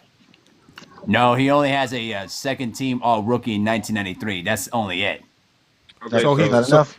So he then he we has the just going achievement off of the of- championships, but he doesn't have the stats or the accolades. So he's missing out in Johnny's criteria. So It's not if complete. Johnny's criteria is the metric, then we can't put anybody else but LeBron as the GOAT. That's not That's true. false. Because a lot of players have stats, accolades, and achievements. Bill Russell, Wilt No, Chamberlain. but I mean, Hold on, the number- wait, hold on. Let me say that again, because I don't think I caught what you just said. Say that again. Who? Which one? About what you said about my criteria would only make LeBron the GOAT? Yeah, I said if Is that we're what you said? using just that criteria, that I would only make Uh-huh. LeBron the GOAT. But that's why LeBron is the GOAT, because that's the He's only not criteria the you can use GOAT. in basketball. All right. Well, I mean, I'm not disagreeing with you. I'm not disagreeing. That's all I'm one bit. saying. That's all I'm saying. I'm not I'm not telling people they can't have their feelings, or they can't have their emotional attachment, or even their biases. You're allowed to have your personal preferences. We all understand that. We all have them. But when we're talking basketball, in the sense like we all want to talk basketball, to take our emotions out of it, because we all grown men. We're not here to be emotional. We're here to see things as what they is. And when we look at the history of the NBA, LeBron James accomplished more than anybody in NBA history. Have players Hands accomplished down. a lot?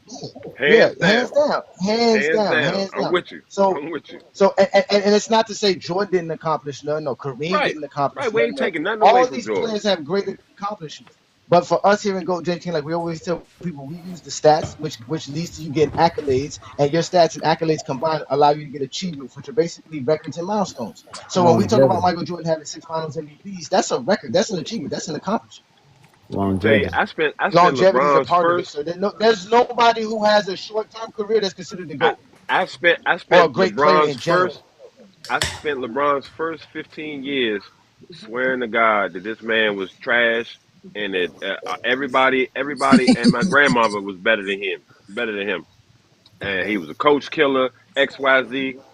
I literally had to get out of my immature mind and start looking at the shit for what it was when he took that last Cavaliers team to the championship. I had to literally went back and looked at old 2012 LeBron. Man, the first or the second Miami Heat year, and the 27 straight. last Cleveland year when he beat the not the second Warriors. stint with Cleveland, but the first Cleveland, his first stint with Cleveland, that last Cleveland season and that second Miami season, there's never been a greater season by a Let me player speak to in that. Can I speak history. to that? You bugging, Go ahead. bro. Hold on, Absolutely. hold on, chance to Doobie. speak yet. I do want to fucking steer this bugging. back towards the original topics, because now, and this is why Johnny always says all these basketball conversations about the GOAT conversations, because it seems like no matter what angle we talk, it takes us back there. So I do want to kind of shift it back towards the topic, because I thought we were having a good conversation on the load management, and I think I was going to ask you about that. and we almost got to an element of it. That, because remember, we had Sharon Wright up here, NBA player who played in the 90s. And Sharon Wright let us in on a bit of information about 90s players. I remember him too. And Sharon Wright said that there were a plethora of times when Jordan walked in the building where guys would fake injuries or, in other words, load manage. But it seems like when he talked about it in that moment, the Jordan fans used it to make Jordan seem more godly, but they had no complaints about the load management or guys not wanting to play just because obviously it's not injury or anything like that. That's clear load managing. All right. So that's why I don't believe that load managing is a real thing because of the people that like to pick and choose when and how to use it. Who was load managing in the Load 90s? management to me. Well, according to Sharon Wright, he's an NBA player. He there were so many that he just said he saw it a lot. So Sharon Wright, and we can get him back up here. But hey, Johnny, you were up here. Sharon Wright talked for hours, and the one thing that he made clear was that guys most definitely faked injuries or found ways not to play when Jordan was in town. They faked injury. He said they used to fake injuries to avoid. And that's fine. And that's fine. Yeah. But my question is two things. No, that's not fine. First, you have to say, is that or is that not load management to the highest degree? So I'm trying. I'm trying to get a question. If not cheating the game, that's borderline Terry Rozier-ish. So as I was saying, hold on. So we'll gladly answer any question. Listen, we'll answer any question gladly if you can answer Lamont's question. Is that yes or no load management? I asked the question before he asked that question. No, you didn't. You don't listen. This is not your live. We're asking you to answer the question. We heard Lamont give the spiel about. We're talking about load management. He mentioned the players in the '90s faking injuries and avoiding Jordan, and y'all praising it. We have it on the live. So we're asking you again: is that considered load management? Then we'll answer your question afterwards. Yes or no, sir? No. Can I answer that question? It's on success. He doesn't want to answer. He got a phone call. He took a coffee break. They always take a coffee break when they answer questions. Yeah. I'll answer the question. I'll answer the question because I haven't had a chance to speak yet. Go ahead, Mark. I haven't had a chance to speak yet. I heard the segment when it was on NBC, and there were a lot of things I really would have questioned about it because I really thought to myself, like, bro, you can't tell me that there weren't a lot of players in the 90s that weren't on load management or fake injuries because that would be disingenuous. Now, I would say from Michael's perspective, maybe he didn't believe in that kind of philosophy, but let's be honest here. He can't speak for his contemporaries because there were a lot of players back then that, that basically fainted injuries or didn't even want to show up to play.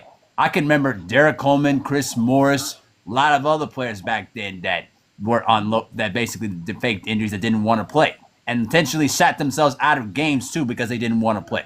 So I just thought whatever Michael Jordan said, I'm sure he meant what he said, that I always want to go show up to play every night, but he was only speaking for himself. That's what I thought. Can I ask a question? Go ahead, Markeem. It's your turn. How many of you are athletes who have ever played against an opponent that was so damn good where you were mad, like, damn, he is good. Damn, he's really that fucking good where I'm struggling. Do y'all not understand that a lot of players went through that when Jordan was playing? Markeem. Bro, I played, bro. Bro, there's never in my life been a time where I was so worried about another player that I said, see, this is what y'all forget when y'all talk about load managing. The one thing that players love to do is they love to play. Again, players love to play. Y'all are acting as if these players don't like to play. There is never in my life, I went up against Eric Gordon. I went up against Mike Conley and Greg Oden. There has never been a time in my life where I saw somebody and said, I don't want to play today. Do you know how sorry of a mentality you have to do that? Exactly. Like, do you know how lowly your teammates, your teammates would look down on you? There's no way you'll be respected in the locker room. If the coach found out, your roster spot's probably going to be up for grabs pretty soon. At the end of the day, that mentality is the absolute weakest mentality you can have on a basketball court. You always get credit in basketball for going out there. If you turn, the fact that y'all will applaud players that come back and tell us that they were scared and made up reasons why not to play against Michael Jordan, and y'all walk away from that like us, that's an exceptionally bad thing about an era. Supremely bad. That's one of the biggest sins in basketball. And so the fact that y'all condone it is wild, bro. That is wild. And then you have the nerve to ask us if we played. There's No, no not way that. you absolutely play basketball, not at a significant level, if I you did, cool but with that. not at a professional level. But what I did do is I went to the University of Kentucky. So I played with a lot of, recreational with a lot of NBA players. I'm from Kentucky, so I played with a lot of NBA players. I went to school with John Wall and them, and I know. So you was on the Kentucky men's basketball team. If you would have walked in that gym, I know how say that again. Sorry to hear you. If you got Coach Cal in the locker room. You say, Coach Cal, man, I don't want to play against Mississippi State today. They got a dog over there, man. Don't play me today. No. Yeah, your experience. You were telling us your experience from a professional. Bro, I never played pro. I never played, bro. I thought you said you played against Greg Oden now. That's high school. Oh no. I didn't. I played with these guys recreational because I went to the same school as them. I never played on the same team as them. Like I played. We got a thing called here Blue Court was recreational. I never went to practice with them, but I did play recreational ball with them. And just the abundance of the talent that these guys had, and knowing MJ had greater talent than them, I can see how guys who were in the NBA didn't want to play against MJ, let alone LeBron. LeBron is a scary. I've seen LeBron. That's the biggest coward of cowards. Those are the biggest cowards. That doesn't make sense. But you got to understand, not everybody has the mentality you have, sir. What, bro? I've never been Marquine, anywhere, bro. that doesn't make sense. It does. It maybe No, not it to you, but doesn't. it does. Marquis, Kentucky was our rivals in Indiana. The players in Kentucky did not think like that. I promise you. Those were our rivals. Thought like that. I never said the players thought like that. I said there are players who might think like that. And Sharon Wright let us know that multitude of players in the 90s felt like that. They made up injuries to not play against Jordan. That is the ultimate form of load managing. That's what we're talking about. But why though? Why? It don't matter why. As a professional player who was at the same profession as MJ, why would you do that? You have the same job as him. It don't matter why. If you chicken out of a game because Jordan just walks into the gym, that is the most ultimate, most lowly form of load management that can ever be displayed. I wouldn't consider it loads, man. I would just consider it being a coward. I wouldn't consider that is borderline cheating the game. I understand what you're saying. I do. But why do you think Hakeem Olajuwon got suspended for faking injuries? Because it's so significant that it's cheating the game. Hakeem got suspended by the league for faking an injury. That when you do stuff and when you make up stuff to get out of plan, that is significant.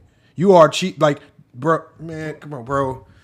You will never, bro. I've never heard of that being acceptable anywhere. You cannot do that in middle school basketball. So Lamont, or even AAU ball. Lamont, you know what's the funny thing, Lamont? If you go by stats, accolades, and achievements, none of this matters. None of this at all matters. It don't. But here's the thing, though, Lamont. Though, let me tell you this, though, and I'll tie it into this. I played against the Jones brothers, both Tyus Jones and Trey Jones. I played against Chet Holmgren. At the end of the day, bro, when you're out there competing, you're just going out there to compete and give everything you got. You don't even care who these guys are or not. You're just giving out there, giving your best effort out there. And it doesn't even matter who these guys are. For them to even just sit there and sit out games all because they're afraid of one specific player, that's cowardice, bro. I don't care what the reasoning is. It don't matter. Your job is to get out there and compete at the highest level. And if you lose, you lose. That's cowardice to me. Yeah, them the real soft ones. Them the real soft ones. Like, why are you even playing basketball? That's the ultimate form of soft, exactly, bro. That's bro. Like, why you even I'll tell you here? right. Look, bro. Even Ticket TV would even consider it as disrespect. Hey, hold on. To give Markeem a break. I'm not even gonna lie, y'all. There was a time where I saw Comp on the court and I said I'm not playing. I remember we was at. I don't know if some of y'all know. It's called Harvey, Illinois. Harvey. If anybody knows Harvey, Illinois, it's close to Gary up there. Yeah, I know what that's at. Probably not supposed to be out there playing on the outside basketball court. Bro, I saw the same little young dudes that smacked my homie with a baseball bat get on the court because he fouled one of them too hard. They came back, smacked him with a baseball bat, man. I went out there. I saw them saying young dudes. I said, y'all can have this one, man. There ain't no way I'm hooping with y'all motherfuckers again. They are straight crash out there in Harvey, bro. And they was young, too. There's been a time, man. Huh? said again, your ass whoop. You Bro, said I again, was your not ass whoop. about. I will fight, but I'm not about to sit here and fight with somebody that's willing to go get a baseball bat, man. No, hell no, bro. What? He's And, pulling out some and it's Latrell like Sprewell 19 type of shit? them, so it ain't really no I fair don't blame fight. you, Lamar. I don't blame you, Lamar. Harvey, Illinois, What- man. I had to cower out of that one, man. I got my ass up out of Harvey, What? Illinois, man. What's more What was it? soft? Go ahead. I was gonna say he was pulling out some Latrell Sprewell stuff. No, he just fouled, like, just normal fouls. My homie just did a regular foul, but I guess dude took it out of pocket, man. They lost the game. Little homie disappeared for like 30 minutes, and then while we was running the next game, shoot, I just saw my homie just get smacked in the back. He got smacked with the baseball bat, and then everybody just looked at me. Basically like, well, shit, it's all of us versus you if you want to do something. I was like, well, let me just pick his ass up. We get up out of here. I'm not about to fight I'm not dumb. I'm not about to fight 19 of y'all when some of y'all got bats. Get my ass up out of here. Hell no. Hey, look, man. that happened to us when we won the championship in the Boys and Girls Club. The team got mad when we won. We had to hurry up and get on the bus, but we got our behind whoop. Man, get your ass out of there, man. Please. We had to get up out of there, man. They were trying to get us. But let me ask you this though, Lamont. Though, in terms of that NBC segment, though, like, what were some things that you took from it? Did you felt like Jordan was kind of being disingenuous on the idea of load management? What did you thought? I think so. The funny thing about it is there's no way Jordan sits down and does an interview like that and he don't know exactly what's going to be asked way ahead of time. And so the fact that he went up there pretending like, man, I knew you was going to ask me about that. Exactly. Like it's an impromptu. Look, for one, this is what I didn't like. One, it was disingenuous because I saw how he load managed LaMelo Ball in Charlotte, and that was directly from him. Two, he got load managed after he broke his ankle, so he saw the value in it. Three, he took seasons off of load management, so it makes it easier when you can rest and get that level of rest in your prime, right, multiple times. And yet you want to parade around as if you was an Iron Man like John Stockton and played every single game. You were not. So those are my biggest gripes with Jordan, where you're crying about load managing, but you got to take 5 years off in your 30s. You got to rest. You got the best rest you can ever get. Take a whole season off. And so when you lie and when you be disingenuous and when you try to put the narrative, like he didn't defend the players. He could have easily said, you know what? It's not always on the players. I was an owner in this league. Sometimes we make business decisions. Sometimes we have to tell them to sit for the betterment of the team. We got big investments. But instead of really diving into the game and how today's game is looked at, he put it all on the players. He pushed the narrative that these guys are soft.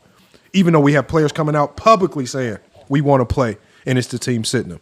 So the fact that he just ran with it just tells me his only intention is to just do another bootleg version of the Last Dance. He's not trying to talk the game. And ultimately, he's just trying to find more ways for people to say he's the GOAT, because he's only in it for himself. See, that's the thing that I really, after the Last Dance though, the Last Dance really changed my thoughts about Michael Jordan, not as a player per se, but how he looks at basketball, how he looks at certain things.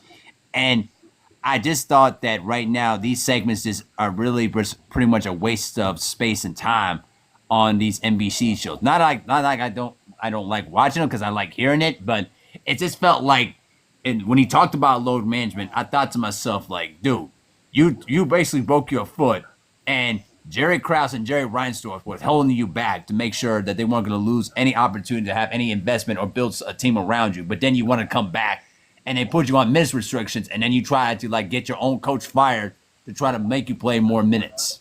Like, come on, bro. Like, can we not forget about your second year in the league, or the fact that you retired, after the 92-93 season off of the suspension? Like, come on, bro. Like, come on, man. I don't know. I just think that Jordan's just disingenuous from my view. Not to say that he doesn't believe what he's saying. I'm sure he does, but I just thought it was just disingenuous. And my thing is, who is load managing? Who? That's exactly what I said. I can't think of 3 players. They only named Kawhi Leonard. They only named Kawhi Leonard. Kawhi Leonard is their main one. But he got knee problems. You can't even say Embiid no more because he even admitted that they putting him on a minutes restriction. Yeah, Embiid mad as hell that he not playing. He mad. He said, you might as well send me home if I only got to play 20 minutes. Or just request a trade out of Philadelphia if that's the case. Because honestly, bro, you see, this is the reason why I get upset with a lot of the OGs when they say, well, the players decide if they want to load manage. No, they don't. It's the organizations that are making those calls. Nah, they you don't do. think that, listen, you don't think Anthony Edwards would love to play every single game, every single night, even through the little nicks and tears in his body that they played through on an 82-game regular season? Like, come on, bro. These guys want to play. They want to play. It's the organizations that are holding It's them like back. this. For example, like there's so many things that go on that we're not privy to until after the fact, like with Gil. When Gil got benched, right? Business move. Oh, he got benched because he was playing too good. You might outplay your contract. Like, so again, we all know that the calls come from the top. And the owner, and as a coach, you better be in unison with the owners and the GM, or otherwise you're gonna get fired. Right? That's how Chauncey Billups got caught up in this gambling, because he told the dude, he said, look, we about to be tanking. Do you think Chauncey Billups made that decision to tank, or did it come from above? And he had no control over a sitting Dame for the rest of that season. But Lamont, didn't Doug Collins load manage Michael Jordan and say, Jordan, I'm gonna bench you because he had a bad game? He told Jordan was tired. He told Jordan, I'm gonna bench you, and he promised Jordan to start him. And in the next game, Jordan went on for like 40 or something like that. And Jordan had to remind him that he was still good. And Jordan told him, at least I want you to know that I can still play. But he had to bench Jordan and load manage Jordan as well in Washington. You don't think they didn't load manage Bill Walton when they picked him up in '85, knowing he can't play that much? Anybody who signed Sam Bowie, you don't think they would load manage Sam Bowie to make sure that What is the point that we're trying to make here, fellas? How are you missing the point? That's my question. No. I'm not missing the point. I'm saying we're bringing up all these players and they load management back in the air. I feel like we sidestepping the actual debate here. Well, here's the thing, though, 1040. The thing we're talking about is the Jordan segment on NBC when he was talking about load management and the hypocrisy behind what he said in his statements. Because as an owner, Michael Jordan was basically making decisions about LaMelo Ball and sending him out multiple games. Also, the Bulls organization in of itself, remember, in his second year after he broke his foot, they intentionally tried to send him out, even though Michael Jordan tried to show that he could play. Once he came back, they put him on a minutes restriction before they even made the playoffs. That's what we're talking about. Yeah. So, like in Lamont, you want to continue the conversation? To be honest with you, in fact, to make the playoffs in 1986, Jordan was on the bench when they made the game-winning. That's what I mean. Yeah. So I mean, like. So the load management. Go ahead. No, I'll let you speak. I'll wait for you. Go ahead. I was just gonna say, so the load management thing, I feel like that's just a part of, the thing we were talking about earlier with evolution. It's a new part of, it's not even just basketball. I feel like it's in sports in general. I feel like it's just we're in this microwave era where people are getting so much money. Like, you know what? I can afford to miss a day off work here and there. Oh. Who's doing it though? Man. Serious question. Everybody. Who's doing it? Everybody. Who's making? I mean, wait a minute, 10. Look at RotoWire. Wait a minute, 10. Well, wait a minute, Okay. 10 for it. Like who's making those decisions to get the players to sit out? That's the big question. I have no idea. You're right. That is a big question. Especially Go ahead. Mahari, when we know that a lot of these players have heavy incentivized contracts where you got to hit certain quotas. Exactly. You got to hit certain numbers. Right. Like, so for example, so for me to sit here and believe that with all these players, other than the superstars, who have heavy incentivized contracts with a ton of incentives where they have to hit certain thresholds and numbers or even games played. A lot of them have games played in it. They are not thirsty to go sit because they trying to get to that money.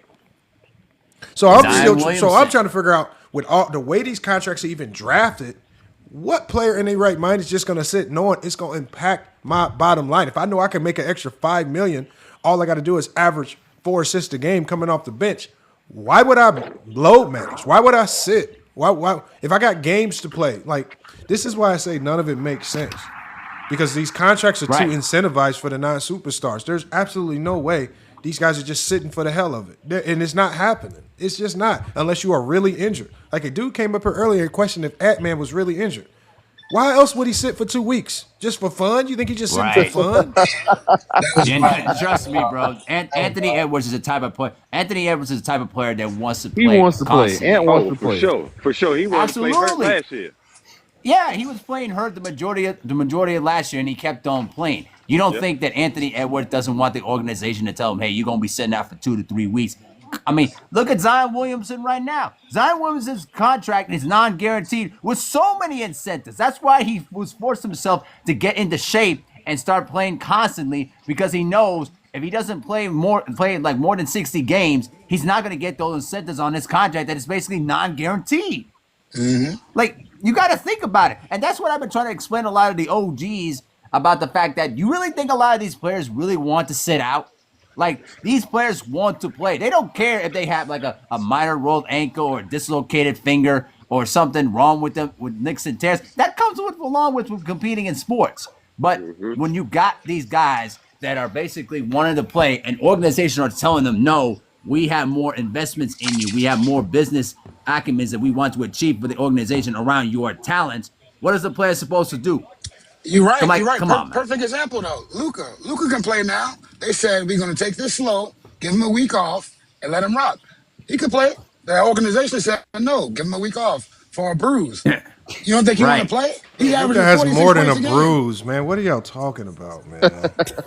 What injury that? He got a bone bruise and what injury that Luka finger? Doncic got, dude? What A injury he strained got? finger and a bone bruise? No, I know it's more than a bruise, but I'm saying he could play. But the Lakers telling him not to play. I think he would. If it was the playoffs, I think he would play. I just don't believe in the load management. That's all. I don't believe in it. I don't see it. I really don't see it. People play. They don't play when they hurt. I can't think of anybody else.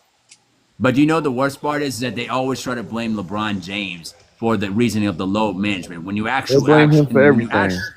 But when you actually look back on they always gonna blame LeBron for everything. But at the same time, when you go back to the load management, who started it? It was the San Antonio Spurs that started the load management. Yeah, bro. They did it as an experiment. Yeah, they did it as an experiment to rest certain veterans. LeBron's a freak of nature. No, I think but at the end, he spends $2 million on his health alone. So LeBron, you can't put LeBron is a different animal. What are you gonna say, Lamont? You were gonna say something, Lamont? No, I wasn't saying nothing. That's something planned, but no. I don't think this is a very hard concept. I mean, to me, the people that complain the most about load management are the ones that it had happened during the eras that they love the most. But because they're able to hide it a little bit better, they can pretend as if it wasn't happening. You know, that's all. There was no name for it back then. Right. So again, Larry Bird could rest. Like Jordan used to always rest at the end of the season right before the playoffs and take rest games off. But nobody's going to care. We forgot about it. There's no film, right? So we just move on past it. And that's what happened with a lot of it. Right. We don't care. We just pretend it didn't happen. We just act like it's not. Right. Then we have to say the guys are faking injuries. Come on, man. Like, guys are not faking. That's pathetic to say that, yo. That's crazy to say. Yeah, but to say LeBron's hoop. Like, guys that play basketball hoop, man. They hoop. Right. I don't know if you were saying this, FY, but I feel like there's no real thing of load management. People just be injured, and they just call that load management, which is not true. Well, with you on that the only guy. We as fans will never know if they telling the truth or not. Right, until they say it until they talk about it on podcasts, and they can say whatever they want. But the thing is, the only guy that actually needs the load management more than anybody is Kawhi, because Kawhi's knees are It's not about needing it, but it's not even about needing it. Like, if it's injury related, it's cool. Like the load management they're referring to, they're pretending that guys are just waking up in the morning and saying, you know what, I don't want to play today. I'm going to tell my coach we're not playing. That's not happening, bro. That's what I'm saying. Yeah, like I never anybody that keeps saying that, I just rebuke it every time. Like, come on, you really think these players want to? Do you really think these players want to sit out? Like, come on, wake up. They always say Kawhi. That's it. They don't say nobody else. They always put a face on it because they always think that, oh, this guy is lazy. He don't want to compete or nothing like that. Like, come on, bro. But that's just another way to shit on this era of basketball. Like even the Right. first the first thing that Jordan did, I didn't like what he said. I want to take a magic pill to come back and play against what y'all consider to be great. I feel like that was a shot at today's players, man. No, I don't Which think so. I didn't like that. Which y'all It consider to could be have been a great shot, players. but he was just trying to put respect on his era because people be talking crap about his era and his goats. So if that statement was Jordan just to don't say, even like, praise his era. Man, tell you something. No, he don't. Jordan called all them dudes Somebody sent soft. me. A buddy of mine sent me Even an his own 8-minute teammate video. Scottie Pippen. A buddy He of mine called sent me Pippen an selfish. 8-minute video of Damon Stoudemire having Jordan on ice skates. Bro, that's in Chicago, in Toronto, back in 1040. Chicago, back in Toronto. When Damon went to 1040. Portland, go ahead. It's just more than those two. Jordan's whole Oh, yeah. career was Hell filled with yeah. him getting cooked. Jordan Hell got cooked by from the Drazen bums, Petrovic. from the white Drazen dudes. Petrovic used to cook Jordan. Exactly. Everybody. But he never got cooked in the And- finals. and- Never got and- cooked in and- the finals. Never You got can only cooked in the play- finals. Are you sure about that? Never got cooked in the finals. You sure about that? LeBron, I'm sure about that. 6-0. LeBron 4-6. What they got to do with getting cooked in the finals? Like I Drex- said, Here we never- go. Hold on. again. Hold on, y'all. Hold on. Drexler, are you saying Magic didn't cook Jordan in the finals? He might have got cooked in the final, but his team never got cooked in the final. Okay, so 6-0. if we're talking about What are you individual matchups, Clyde Drexler cooked Jordan. Okay, yeah, Magic Which has cooked nothing to Jordan. do with the There have finals been record. instances where Jordan was. I know, but Marquine, about. just because there's a difference between your team being good enough to sustain your trash defense versus you getting cooked individually. What do you mean? His team was Golden State in the 90s. No, yes, that's what I'm saying. The Bulls were able to Exactly. sustain Jordan's bad defense. Yeah, Just that like happened. the Lakers, Jordan's weaknesses. just like the Lakers in the That's because 2000s of were, Scottie Pippen. just like the Scottie Lakers in the Pippen. 2000s were able to sustain Horace Kobe Bryant's Grant. poor play. Yeah, that happens.